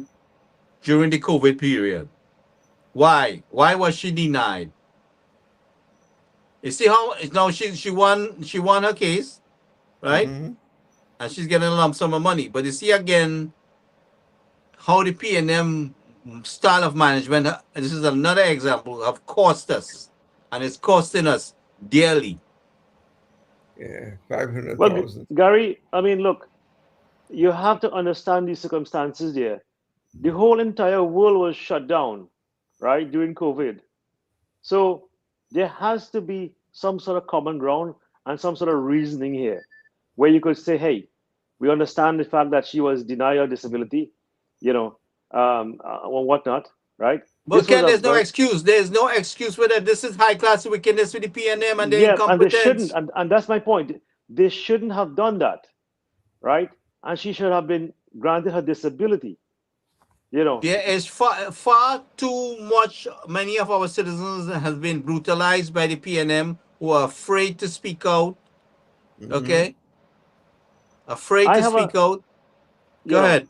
I have a You know- situation where I was out of the country. I left in early 2020. I got a call and said, hey, if I want to leave, and I said, yes, I'll leave. And the next day I was on a flight out of here. And I didn't return for from 2020 to 2024, right? And I was supposed to collect certain things, but because the fact that I couldn't fly, the whole world was shut down. I am being given a runaround. That's the mentality. That is the mentality. I am All only right, going to and take that it for has a to certain, change. That nonsense has to change. I am only going to take it for a certain point, and and then I will take it to the next step, right? Because these are simple things, but there's a lot of wickedness in government. What different governments here, right? One trying to suppress the other, right? And this has to stop. People has to take out their political hats. There's a lot of people who are in the PNM and they're very spiteful, and I'm looking at it out of spite. And this is what they're doing. But I've spoken to the people in authority to try to remedy it, and if it's not done, then I'll take it to the next step. Right? I'm having an open conversation with the gentleman. He's been very responsive. I don't want to call names, and I will work with him to the point where. But if I see it not going anywhere, then I'm going to take it to the next step. So can you afford to do that? What about people in the deep south who do not have access, who and retired, and in some form of disability and so on, are having to make that trek into Port of Spain, and they get to run around in Port of Spain now to rectify certain issues. What is their situation? So you All see right. the hardship Yes. which are brought to bear on certain people. So you're touching on a lot of things, yes, Sumad. Yeah. The need now to decentralize. Why we have to go to Port of Spain for everything? You want to bird people, you have to go to Port of Spain. Let us decentralize, move it to central, move it to south, right? Have satellite offices. This is why when I look at the traffic plan that I developed, I want to connect Central to the east, to Manzanilla, to to to to um to Beach and these places, right? To open up all of these places to make it more accessible for people now to move, not Nice. having to spend 4 or 5 hours to get from Beach to But Port you of know, Spain. on top of that, Ken, part of my recommendation, and I saw it put into the government plan of action, is the multi-purpose government building. So you say, for instance, you have to go to various ministries. You don't have to go 10 different places. You have a multi-purpose government building, health ministries in one section. You have the Ministry of National Security, or A Justice one-stop shop. Ministry. Basically, it's a one-stop shop, Gary. Yeah, and then Correct, the correct. building should be structured where ample parking, ample access to the highway. For instance, the one that is proposed for Central is the ultimate thing that I'm looking for. I'm looking for one for Sandy Grande. I'm looking for, for one, how to say, like in the Point 14, that direction area. I'm looking for one that is in the Mayaro side. You Yeah. understand? So, and we will go along as it becomes feasible. But And this is what I want to see: the multi-purpose governmental building, which I've seen the proposal already in the government plan of action, but something that I recommended, and I'm happy to see it. And this is something I am looking forward to seeing. now, even if they can't do that, it might. But today's technology, Gary, every electoral district or constituency can afford to have that, because you will find, like from Sipara say, there may be at least 10 people who work in the Ministry of Finance and Board of Finance and have to go to travel on the highway every day. Why can't you have your centralized offices to serve Siparia, Awin, Quarry, Santa Flora, and these other outlying districts? The Labre can have the one to take care of Capdeville and Granville and Cedrus and Icacus and so on. Why can't they? We don't even, they will tell you, okay, we can't afford to build a massive decentralized office at this point. But let me tell you, with the technology now, you can have it be under a house in a 2-bedroom and do the work. No, but So, we can't do certain government ministry, like you could allow people to work remotely for those who service it, but to actually engage the public, you can't do it under somebody's house. Come on, No, we're not I'm in the just, Donkey Cat days, man. Come on. I'm just exaggerating that, but I could do it in any constituency, in yeah, any yeah.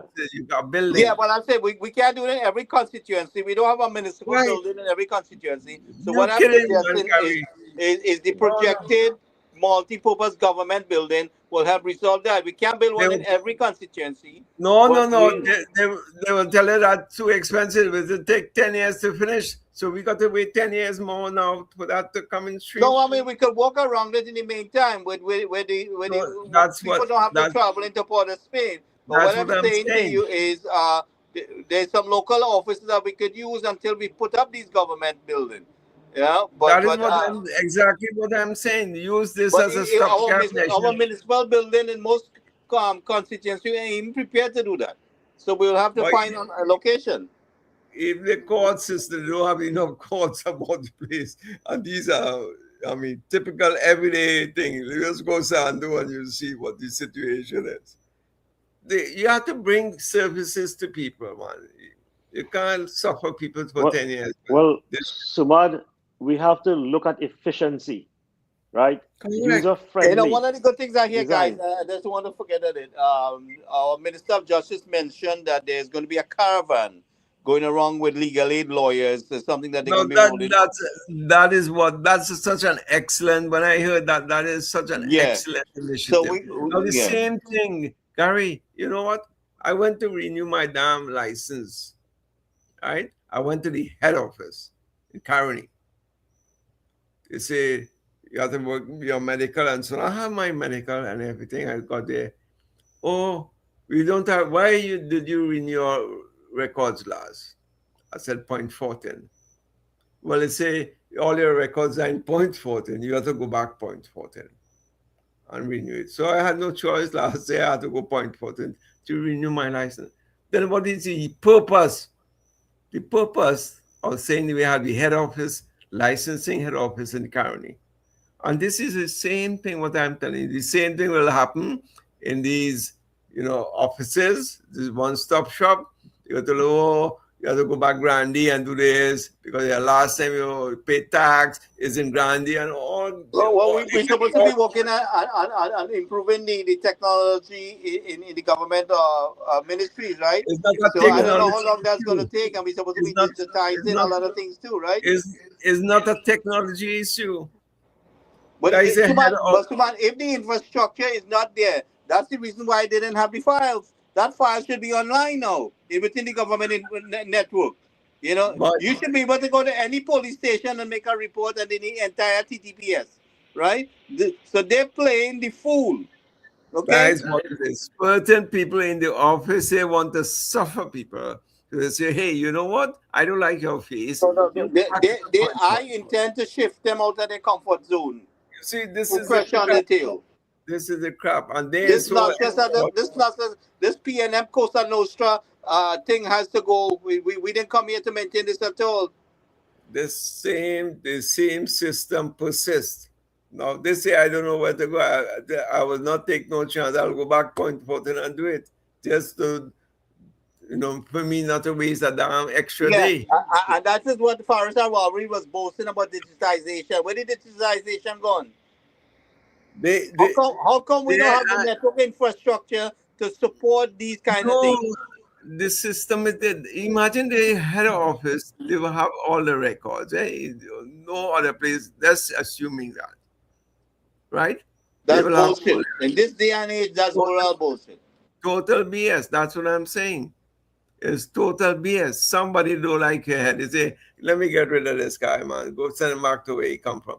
And it's the same thing. The same thing is going to happen in other sectors. Efficiency. We need to operate with efficiency. Now, I will tell you something. In Tobago, the births and death, the registrar office in Tobago, it's been down for almost 2 years. Imagine you have to bury a dead. You have to come Trinidad. Come, go back, come back, go back. Sometimes 3 or 4 times. So you can't bury a dead within a month. And this is what people have to suffer for. I mean, why is the human side of things when you could and if you pass that change, it get fixed quick, right? and, it's 400 right. So look, not to say I want to cut here, but let me just say something today before I step. We mentioned the Minister of Justice, the Honorable Devish Maharaj. Today I was in Valse North. I met with the president of the Rotary Club there, and I met with some members. They took me around. I went in Valse North with some of the residents. We met other residents. I heard their problems. Right, we investigated it. Also, we looked at a bridge there that was decommissioned and closed because of structural issues. Right, and there's a bunch of things that we need to do there to upgrade, right, to address the problem with flooding and stuff. However, I sat in a meeting also, and they were talking about the Honorable Minister Devish Maharaj, and I said, let me send him a text and just let him know what we're doing. And in a matter of 2 minutes, the Honorable Minister Devish Maharaj responded to my text. And he was ready to meet. And I want to commend him for that. Quick response. And that is the way things should be done. And the guys who were in the meeting said, wow, he responded already? I said, yes. Devish is a no-nonsense guy. He's here to serve, and he's here to serve well. Right? And I could bet you again that he will win that St. Joseph constituency outright. So we are working with the residents in North Valsain, and Devish is on board. And he is firing all 8 cylinders. So I want to commend him for that quick response today in front of the people there. That's excellent, Ken. That's excellent. I don't know. I sent you some files today. Yes, I didn't get time. I was out in the field, Sumad. Right. But I'll get to it, and we will definitely move towards that. Let me review it. I hope your experiences with Devish, we can have the same experiences with the 5 UNC MPs that whose constituencies at least surrounds this or South Oropouche Lagoon. If we can have these kind of responses, we can do Definitely, things. definitely, We can do definitely. things much faster. And you feel encouraged because, you know, in your case, they will respond to you. You see, you feel, you know, that you're getting somewhere, you're getting some help from someone at least, rather than, you know, you're trying to reach out and you don't not get any responses. Well, you know, the reaction to the people in the meeting was it was a wow factor, Wow, it's a wow right? factor. Wow And factor. Wow. I want to commend Devish for such a quick response. Yes. The Yes, people were very definitely. impressed, and I said, "Hey, this is a guy I know for a while now, and he will deliver."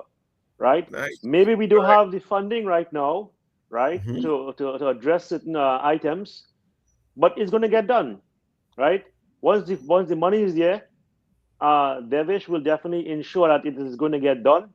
We are working together as a community to build, and we are also looking at another term, and that Correct. starts now. We have to secure another term, and that work starts now. So everyone should be on board, and we should Mhm. focus on delivering more and more success stories. Correct. Absolutely. I agree with you 100% on that. That we should really get the cooperation from the other ministers. There is no way in hell, heaven or earth, that we should lose the next election. I am not going to sit easy and allow things to happen and don't say anything about it. All right? Gary, I'm on board with you 100% on that. We're making sure our government perform. We're making sure that the people is educated so they don't make some stupid decision based on race and party and some kind of propaganda and they get the facts. What delivery our government is making, they must know about it. They must know about it. Yes, Definitely. definitely. I agree with that. They must know about it as soon as it happens. So you Yeah. see, your story, Ken, is such a good one that should be out, you know, somewhere in social media today, or that when you made contact and said, and you know, apprise the society that hey, you reached out to them, and within 20 minutes, I got a response from him. Within two Let minutes. Within two benchmark. minutes. Let that be the benchmark so Yeah. other people will see, other ministers may see, other MPs may see, and so Ken, on. I also mentioned to him about covering, just like how we cover Neil in his walkabouts and things. So, So yeah. all So right. I'll So send him a we're going to message. organize the team to do that so that it is clearly seen what he's doing. No propaganda must be able to mislead the Definitely. population that the MP is not working because the MP is being seen on the ground. It's you know it's in international how to say and the World Wide Web. All the information is there. Definitely. You know, look, I can speak to Devish about that, and I know him personally. He's a hardworking guy, right? A man who acts with integrity, who wants to solve problems, right? He's also involved with feeding the homeless in Port of Spain for years, right? I Mhm. don't even have to talk about that, But you know. if you remember, I don't know if you remember during the election. In fact, I think it was Wayne Sturge was saying that when you become a lawyer with his firm, you had to do service to the people. That was part of the criteria. I don't have the details on that, but I know No, Devish is very I thought that that was dedicated. part of the criteria being part of his law firm. Any young Mhm. lawyers that had to. That was part of the criteria. That was the Correct. Okay. initiation. Correct. You know, many years, in fact, I could tell you 2005, all A-level students graduating from NAPS girls had to do 50 hours of community work and go to the hospital and go to the old age homes and so on and assist people. That volunteerism aspect of education is so important that, you know, I don't think anybody do these things again, or schools follow this procedure or methodology as part of the education. Let students get involved in community service, go and help up go to the old age home and go to the hospital and really or help out a patient or pray and hold their hand or talk to them. I have an agenda with Marissa's team there that we're going to build everything around them because they seem to be most dedicated. So there's a couple things, not just the disaster, all these things, but there's a couple things I want to work around them with that because these are people who seems to show the greatest interest. A Yeah, lot of interest, a lot of heart, a lot of passion. yeah. And if that can spread to the other communities, that will be so nice. Then we could talk about enriching communities and so on with volunteerism. Yes, so that is the team I intend to do everything with, and because of their commitment, so I will stick with them on that, and everybody will have to come under their wing and kind of work with them. Yeah, that's nice. Excellent. I mean, they're seriously dedicated to what they're doing. Yeah. Yeah, so Devesh, if you're looking at the program, thanks for the quick response. The Valsay North Association, I'll be talking to them soon. We are going to be identifying and we'll formulate a plan of action. And I was very happy. And in fact, the people were very impressed to see how quick you responded. And we are going to work together. Again, that is a marginal constituency, and we will want to make sure we don't lose that ever. So thanks again for that quick response to when I sent that message within the meeting there. While we have a discussion, I said, okay, let me send him a quick message here to brief him on what we're doing and the problems that we're investigating. And in a matter of 2 minutes, Devesh responded. And the people who were in the meeting said, wow, he responded to you. I say, yes. I say, he's a man of action. He don't play around, right? That is why he's also the Minister of Justice. So he's a guy who acts with integrity. And I happen to know him personally. He also is a humanitarian, feeding the homeless in Port of Spain for years, right? Without any government funding. So again, this is a man who acts with integrity. And he is, the people of Valsay and environs and St. Joseph should be happy to have him as the MP. I'm lucky to have him as an MP. Correct. Definitely. So we'll be working to sort out the people of North Valsay with their flooding problems and the other infrastructure problems and issues. So I started investigating that today, and I'll be having, in fact, we're setting up a meeting with Devesh. Okay, when you're planning to do that? Well, as soon as we pin down some times and dates and so forth, everybody is a little busy, and we just have to come to a tentative, I believe it's sometime this week. Right? But again, the MP is on board, and he's not playing around. He wants to solve problems, and we are working to get that done. It would be nice if you could just mention that you're doing a similar thing in South? Yes, definitely. If you can speak to his colleagues. We are going to be doing the investigations, right? And the Thursday afternoon. Yeah. Arrangements. And then we will make the calls to the different ministers and so forth. Once we have gathered the information on the way forward. But I don't want to elaborate too much without the groundwork and field work, right? Correct. I want to speak about something that I have knowledge about and so forth. Right. So let him come and see what you're doing there, and let him know you're planning to do similar things in other constituencies as well. Sure, definitely. But at the end of the day, we are here to build the party, and we're here to build success stories, right? And we are also working towards our next term in government. That's the thing. That's the most important goal. That is the most important goal. Correct. Because you know what? If they do not win that next election, all our efforts which we're putting out, all our time and so on, waking till 10 and 11 in the night and during the day, making all these efforts to come up with plans and how to implement certain things, will all go to naught. Definitely. So the mission also is to secure that second term, and the work starts, and we have to get it done. No, the work and starts. We have to deliver for the people. Yeah.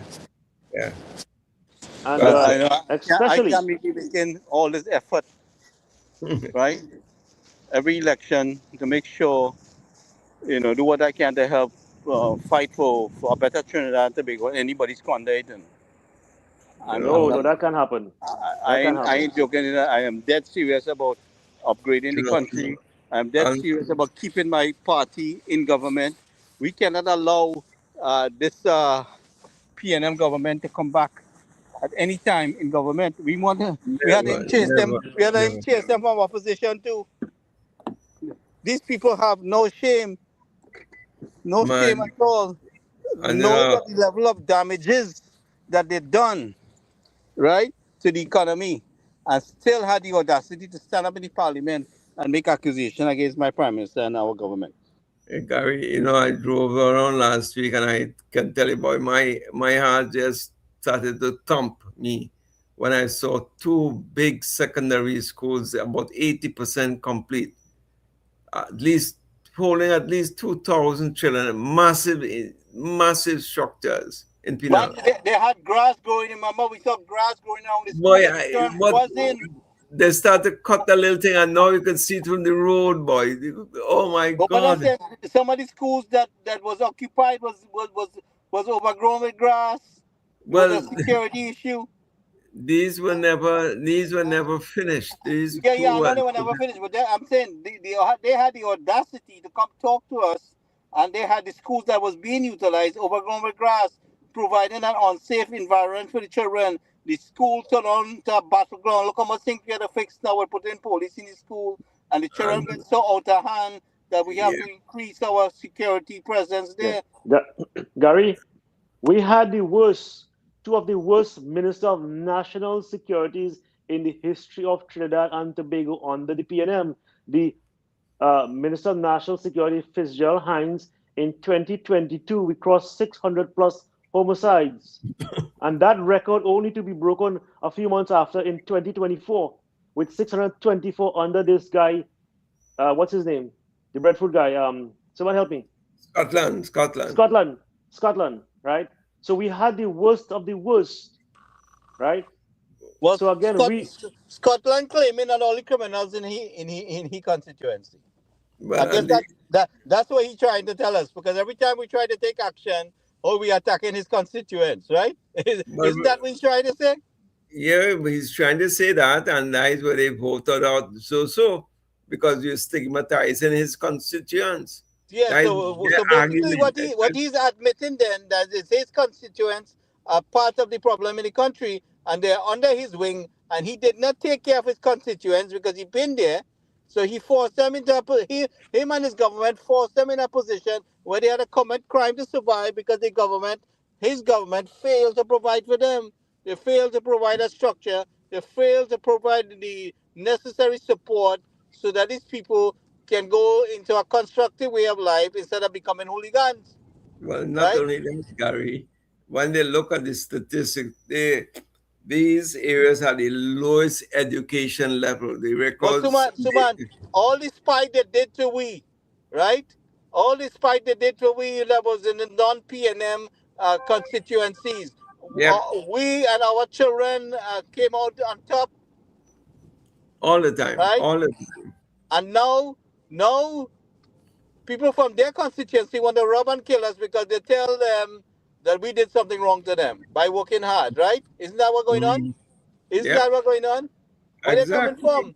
Where the people are coming into your constituency, the people are coming down into Central and committing all this crime. Which constituency they coming from? PNM district, right? PNM district. Why? Because they forced them children into a situation where they did not provide a good structure for them, right? That's why they're behaving like this. well, Suma just mentioned the education level there, right? Yeah, Based on the and statistics. yes, you look at the statistics. I saw the statistic this Friday. The poorest education level, the poorest infrastructure development, the poorest So what, business. you remember we was the Cowpen people? Yeah, the cowshed schools and so on. Yeah. Children went to go to school barefoot and they're laughing at us. Oh, coconut oil in all their head, rubbing your foot. What is so bad about your parents? Where the doctors and the engineers and the scientists coming from in the country right now? Yeah, look at all those people who live in God City. Who do you think those people are?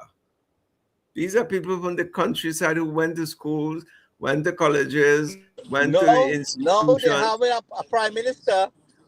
Now they have a prime minister to try to put a structure in place for every race and creed to Mhm. benefit, and they're playing the race card. They're Yeah, saying yeah, all kind of nonsense about she, oh, she gonna be this, she gonna be that because she taking help from Trump, all this kind of thing. Um, the prime minister made it very clear that she maintains our sovereignty, right? and She made it that's very clear. that. Definitely.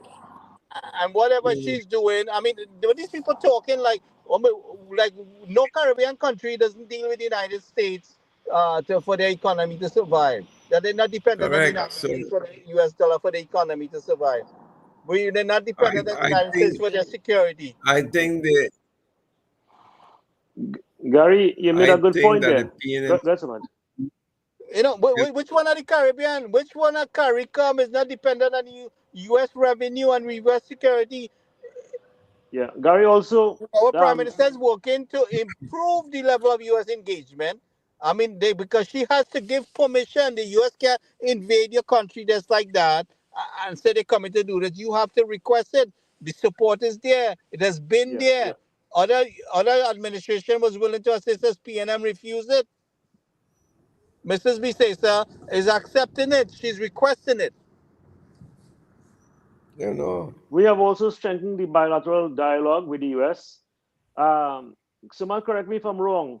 No Trinidad and Tobago president has engaged or met or invited to the White House by US president in about 50 years, No prime nobody. minister. No right? prime minister. No prime minister. In She fact, was able to meet with no, one of the most and powerful in presidents of all time, right? The performance and what he did there to go after these drug cartels and blow them up at the Mhm. sea, going to Venezuela and restore democracy for the people and take this man out in a matter of a few minutes, right? and also give us concessions in our tariff trading with the Yes, US. definitely. So And on top of that, has appointed Trinidad TNT to play the lead role in infrastructure, energy infrastructure for the rest of the Caribbean. exactly, So and see how many things we let us benefited from. let us add now the 350,000 citizens of Trinidad and Tobago Correct. who can rest assured that their visa is not modified or restricted in any way, form or fashion, as compared to the other CARICOM or Caribbean countries, So you right? see, the So a PNM is lot of shell shocked. win-win. They are shell shocked by the amount of deliverables UNC has been able to garner. But yet, it had a racial cabal on the ground from New York, from USA to all around, working with the team on the ground, bad mouthing the lady, right? Not taking into consideration she's putting things to help every creed and race in the country to benefit. So that's where the race comes in, Gary. That's where the Yeah. race comes in. So, They man, always think I race. ain't going to sit quiet and let this nonsense fly. Oh, they bad mouthing me too. That Indian guy in New York. Well, let me tell you something about this Indian guy in New York.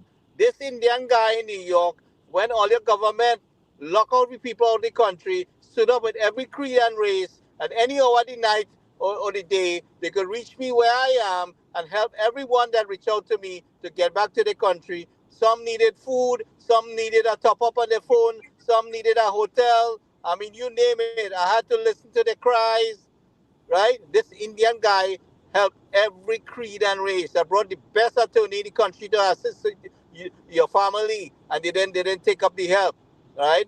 So, Yeah. so I When mean, so they when could keep when talking about this Indian guy because this Indian guy and the Indian Prime Minister going to take care of every creed and race in the country and put the best infrastructure in place, best education system for everyone to and benefit. and and performance at a different level, right? After she met with President Trump, Chevron called in a matter of 24 hours and to sit and another talk. and another unnamed one as well. So there are two right now. In addition, I don't know if you know that company called Artemis. Brief us on that, Artemis, Suman. Atermis. Artemis, a Like, big like I told multinational. you guys the other day, right? What happened 5 minutes ago is 5 minutes ago. The thing could change in the next 5 minutes, and because more resources are coming towards us, right? So what happened 5 minutes ago, you could have a different amount of resources that's coming towards us to help us with that refinery. So there's a lot of things in store, and we just have to wait and watch and see what's happening. But there are other So investments too, Gary, other type of investments as Yeah, well. but She has it's not been only able to refinery generate. because one, this thing is catching, it's contagious, and and what others seeing that people running towards Trinidad, right? They see Modi run down to Trinidad, right?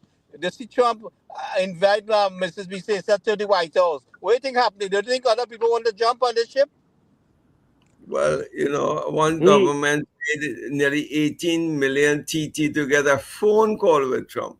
yeah, 18 million and TT to get a and here it phone is. call. You had Miss Bissessa collecting the pen that signed the agreement. He personally gave it to her, not Yeah. one from the box, the one that he used No, to sign, right? oh, I thought that was a gold pen you're talking about. No, the one that he signed the agreement with there. Not a gold pen. Not a Where you go? goat pen. Not a, oh yeah, Goat. yeah, I know got it. No, yeah, yeah. So, so man, it shows a lot of credibility and respect. And again, she made the right decision from the get-go, right? And it's paying off Yes. big time for us. We have always kept an optimistic outlook. Well, You know, I have a little video here. I'll play it maybe tomorrow night. Somebody tell Rolly to tell the animals in the pen tighten their belt like how you tell we. you know, look, the Dragon gas deal is back on because of the UNC, right? Yep.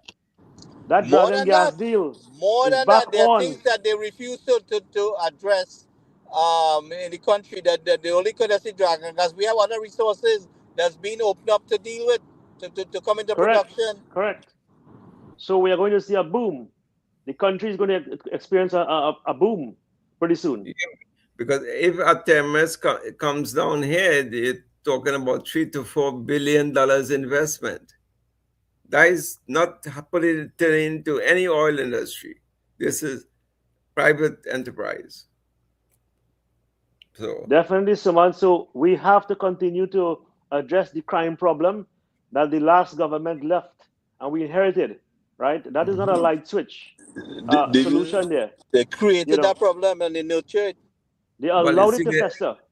Gary, and they allowed it to fester. Well, now they want under Zoso to say, hey, you're trying to stigmatize my people. Look at the race who are being stigmatized. They're blowing it out of proportion, not even thinking one little iota that, we have 350,000 people from Trinidad whose visas are unaffected. How many of those Definitely, maybe of their clan, their race, who are enjoying that benefit because of the prime minister, you know? So definitely. So the they, 300,000, yeah, 350,000 people should be very grateful and thankful to the Prime Minister for making the right choices, and right? she didn't only do that for the UNC You supporters. know, for everyone, all citizens of Trinidad and Tobago, right? All, Regardless all, of your party all. affiliation and whatnot, if you're holding a US visa, right, and you travel to the US, thank God that the Honorable Is Prime Minister made the right choice, correct, right? correct. That is the way. And now That you is are the way. benefiting. You might not think about it that way, but you are benefiting, right? That is the way. Because And she there's no gave, restrictions, there's no modifications well, the like the same rest of the thing. CARICOM. The same thing she did with the computer, the laptops. Everybody, but you could afford it, all students. All And because she see the benefit that when these students are of age to vote, they will know exactly how to cast their vote. And these students will be so knowledgeable at that time, 5 years or 6 years, or whenever they so, reach the voting age, they would have been able to see and rationalize and compare the UNC with the PNM and who did things for us, who paid for our transport free of cost, books and uniform grant free of cost, additional schooling for those that troubled kids, MIC centers and so on. They will be able to judge because the social media now is no longer restricted to the newspaper. It's So, on the spot. They hear it, yeah. So, Mal, we are at an age and time where every household, every person has a computer, right? And the tool that they incorporated in that laptop, which is an AI learning tool, Yes. will help and assist students who are not grasping things right away in the classroom, right? Yes. They could now go home and use that AI tool, right, to help with their homework, to help with their research. Correct. So again, the UNC government has that vision. Education is very, very important to the citizens and to the greater masses, right? To alleviate yourself and break the cycle of poverty and so forth. You could take away everything from a person, but you can't take away what's in their mind and their education. So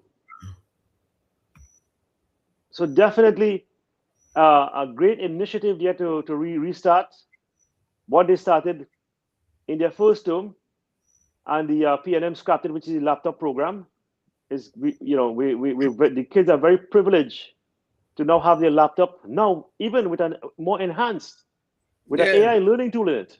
That So, means elaborate a little more on that AI learning tool there for me, please. no, what up the AI? Now, people like me, you, Gary, each of us learn in our different ways. So, Gary always admitted he's a slow learner. I may be in between. You may be a fast learner. But Gary may not be able to grasp what is a quadratic equation in the classroom. I may have only be able to grasp half. You may have grasped all of it. But when Gary goes home, he has what's called a personal tutor on his computer. Hey, tutor, can you help me with solving the problem we had in class today, this quadratic equation? Do it in a step-by-step format for me. I did not understand it in class today. And here is it. He teaches him the methodology on how to understand quadratic equations. So in other words, Gary becomes, at the end of one day or 2 days, at the end of the week, Gary is just as bright as me and you and everybody else. Yet he could not have understood it in class the day it was taught. So this levels the playing field. I always say that it's the great equalizer. It gives every student the equal chance of succeeding at the highest level. And that is the purpose of this AI,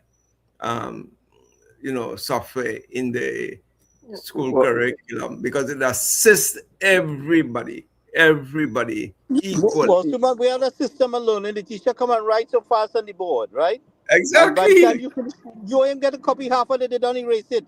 And why was that allowed for? But remember, Gary, half of these students can't see properly who's sitting from midway in the class to the back. No, but I'm not talking about that. I'm talking about they have eye issues as well.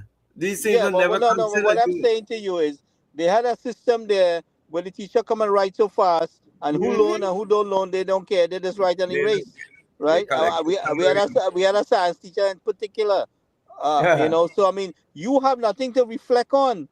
That's right. Now in today's technology, we have things that you could go back and recheck, and you could even get a YouTube video if you have a question, and you could pull it up. Gary, you have a teacher at home. This is the point. AI I'm just saying, but there's so much things available now.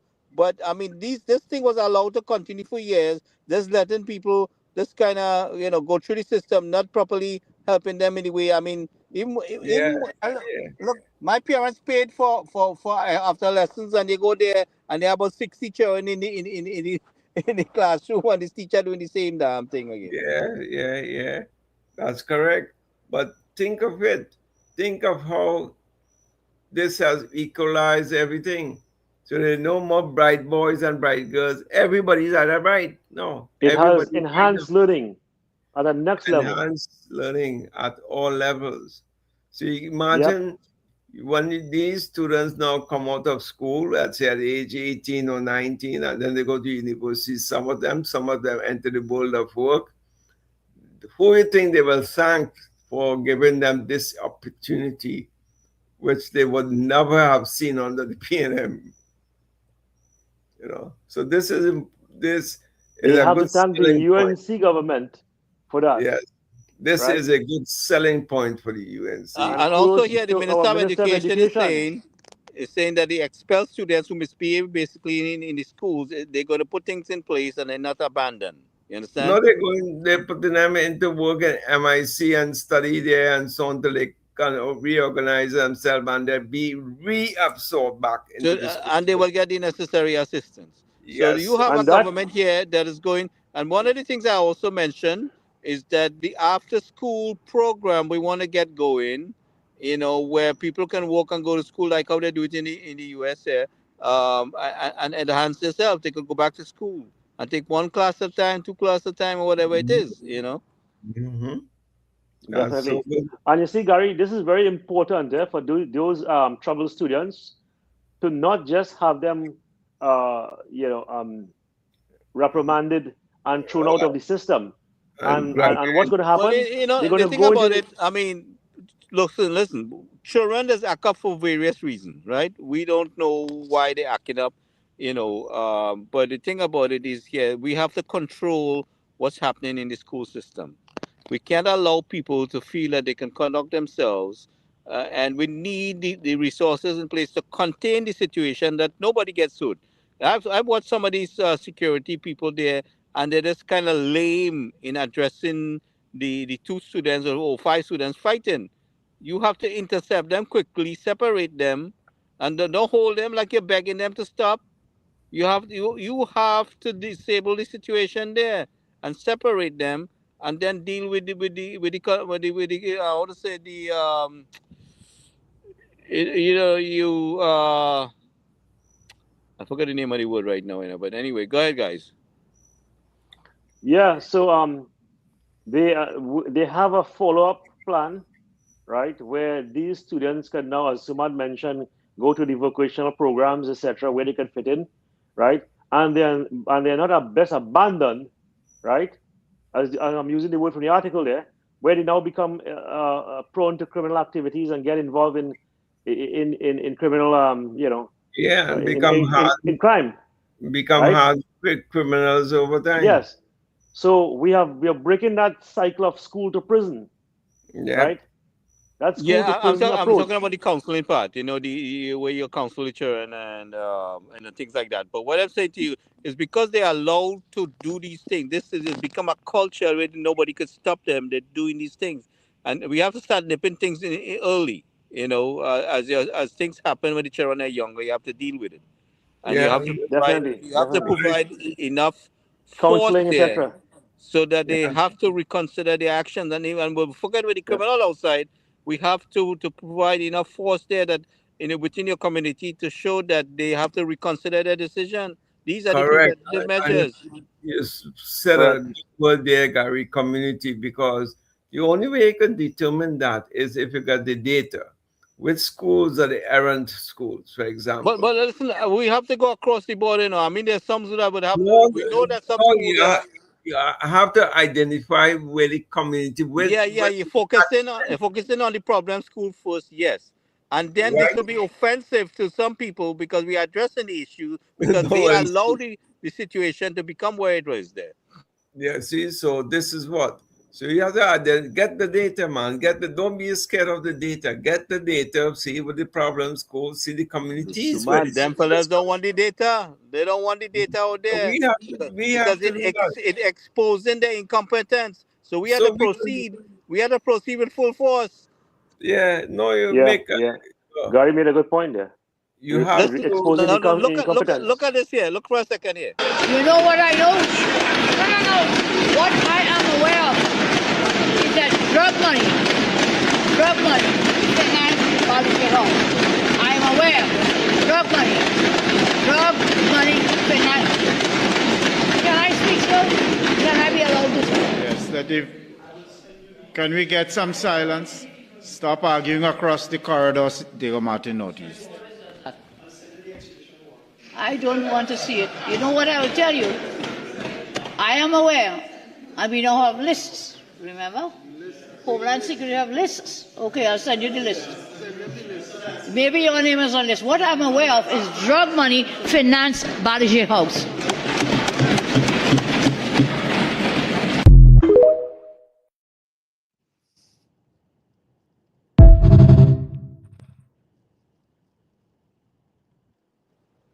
So, gentlemen, That was the,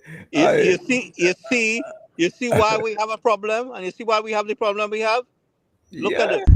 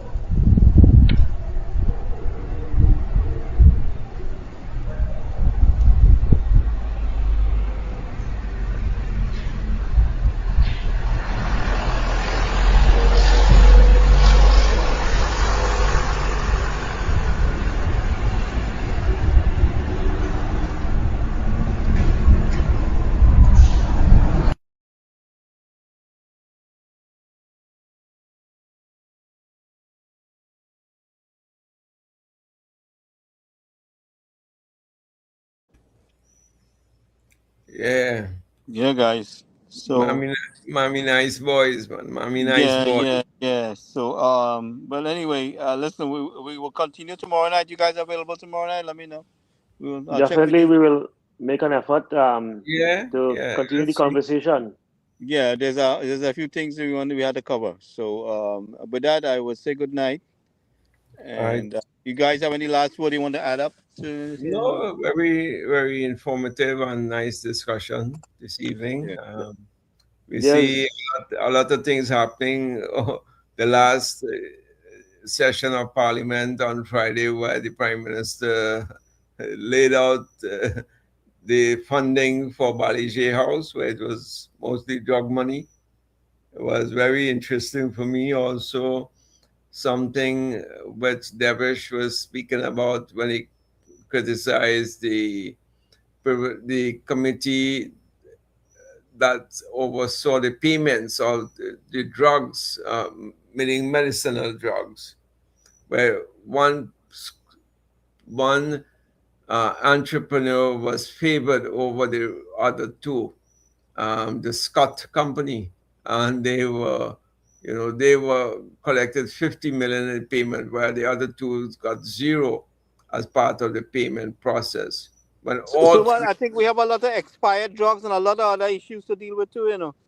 well, that is they're trying to clean that up right now. I mean, that right now, as we speak, a lot of expired drugs, but a lot of new drugs as well in the force under the CDAP program. So it's in a state of Yeah. transition. The minister, I know, improved the quality of the drugs too, right? So Yeah, the quality and also the sourcing and the availability, Gary. I must tell you, the availability. There is no shortage of drugs in the market. CDAP drugs, that is, for more some of the more, like diabetes and heart disease and high blood pressure and so strokes and what have you. There's no shortage of these drugs. and So I want to make sure we improving the hours of service in these health centers. That we need to work on. So we would have to check and see how that is working out. there are lots of other things. Remember, health encompasses, probably the most amount of systems in place, from ambulances to Yeah. Well, doctors. we have from A to Z to fix, because everything turned upside down with the Everything, pandemic, isn't it? everything, Yeah. and exactly what Dr. Ram said. That the what he didn't say, but I can tell you in business, the metrics we have to measure, the metrics and the KPI, the key performance indicators, and the metrics will tell us a lot. And apparently, very few doctors are trained in this field. So this is more management field. Very few CEOs knows about it, their dashboards and whiteboards and so on. So there's a whole new training, a whole new set of challenges have to be sorted out. I mean, they may give their friends and families certain positions, but they still have to be trained. And who is doing the training? So there's a lot of work has to be done to make it more efficient. The delivery of services, that is, more efficient. Yeah. All right, guys. Good night. We'll So talk tomorrow. good night, guys. So tomorrow we'll pick it up. Have a good night, All all. right. Take care. Thanks. Okay. I think we are all seeing right now the threat that this clerical regime poses to the region and to the world. They are trying to hold the world hostage. They are attacking their neighbors. They are attacking neighboring countries, their energy infrastructure, their civilian population. They're attacking embassies. This is a terrorist government. This is a terroristic regime. And we are seeing them conduct terrorism using nation-state elements, using weapons like missiles and one-way attack drones. And the objective of this mission is to destroy their ability to continue to do that. And we are well on our way to achieving that objective every single day with overwhelming force, with overwhelming precision. 243 operations, 373 persons arrested, 66 persons charged, 39 persons for preventative detention orders, 16 of these orders approved, 18 firearms recovered, 949 ammunition recovered, 720 grams of cocaine, 230.585 kilograms of marijuana, 88 cannabis trees, and 1.545 grams of ecstasy. In closing, the safety of the people of Trinidad and Tobago remains our highest priority. We will continue to apply intelligence-driven enforcement strategies while maintaining the professionalism and lawful conduct expected of this organization. I wish to thank members of the public for their cooperation and commend the men and women of the Trinidad and Tobago Police Service who continue to serve with dedication and courage during this operational period. The Trinidad and Tobago Police Service will remain vigilant, coordinated, and resolute in our efforts to restore and maintain public safety across Trinidad and Tobago. Thank you. We anticipate we move from where we are now to that. And part two of my question from Ms. Alexander, could you explain a little more why itemizing the cost is a breach of national security? How is that a breach of national security? Let me you know, while is Jensen in the name, right? Yes, sir. Jensen, while your question seems to be very entertaining, we are here to treat it an issue where we are making our country better. And sometimes I think you do not contribute along those lines. However, could you explain what I can say is this. What I can say is this to you. You too will benefit from this great project. This initiative will benefit you when you have to travel to and fro and anywhere you go. All right? Any questions again? And the cost? Pardon me? The cost. You didn't mention the What cost. we have answered that already, Jensen, you come back with the same old thing. So why saying the cost is a breach of national security? Why say that? That's your headline for tomorrow? I don't know, I'm just asking. If it is, all I can tell you is this. We intend to keep things along a certain line until it is necessary that we review it. Okay? Gentlemen, I will just say that anything related to costs, there's no secret in it. Exactly. There's a level of transparency and accountability across this government that hasn't been seen in a very long time. So I think what Minister is trying to reveal to you is that the concentration here is really on the net benefit and reward of the system. You know, so I think the focus really needs to be on that. But I mean, related to cost, it's the government's responsibility to get value for money, work with partners who have a reputation that can withstand scrutiny. I think you should also inquire in terms of the CARICOM impacts on the work that they have done. They're best in class in terms of the Caribbean, and so by extension, the question related to cost can also be attributed to this is a vendor that is trusted across many CARICOM countries. So let's move away from the politics of this, and let's focus on what the real benefit is. All of us are net partakers in this. This is something of national pride, I believe, and all citizens will benefit. So let's focus on what really matters. Making the lives of citizens easier.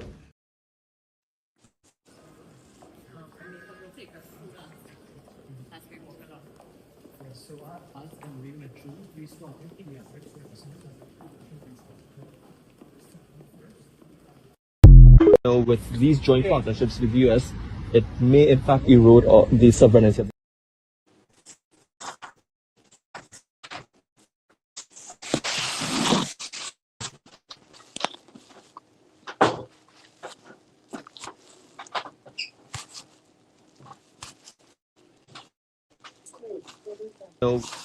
with these joint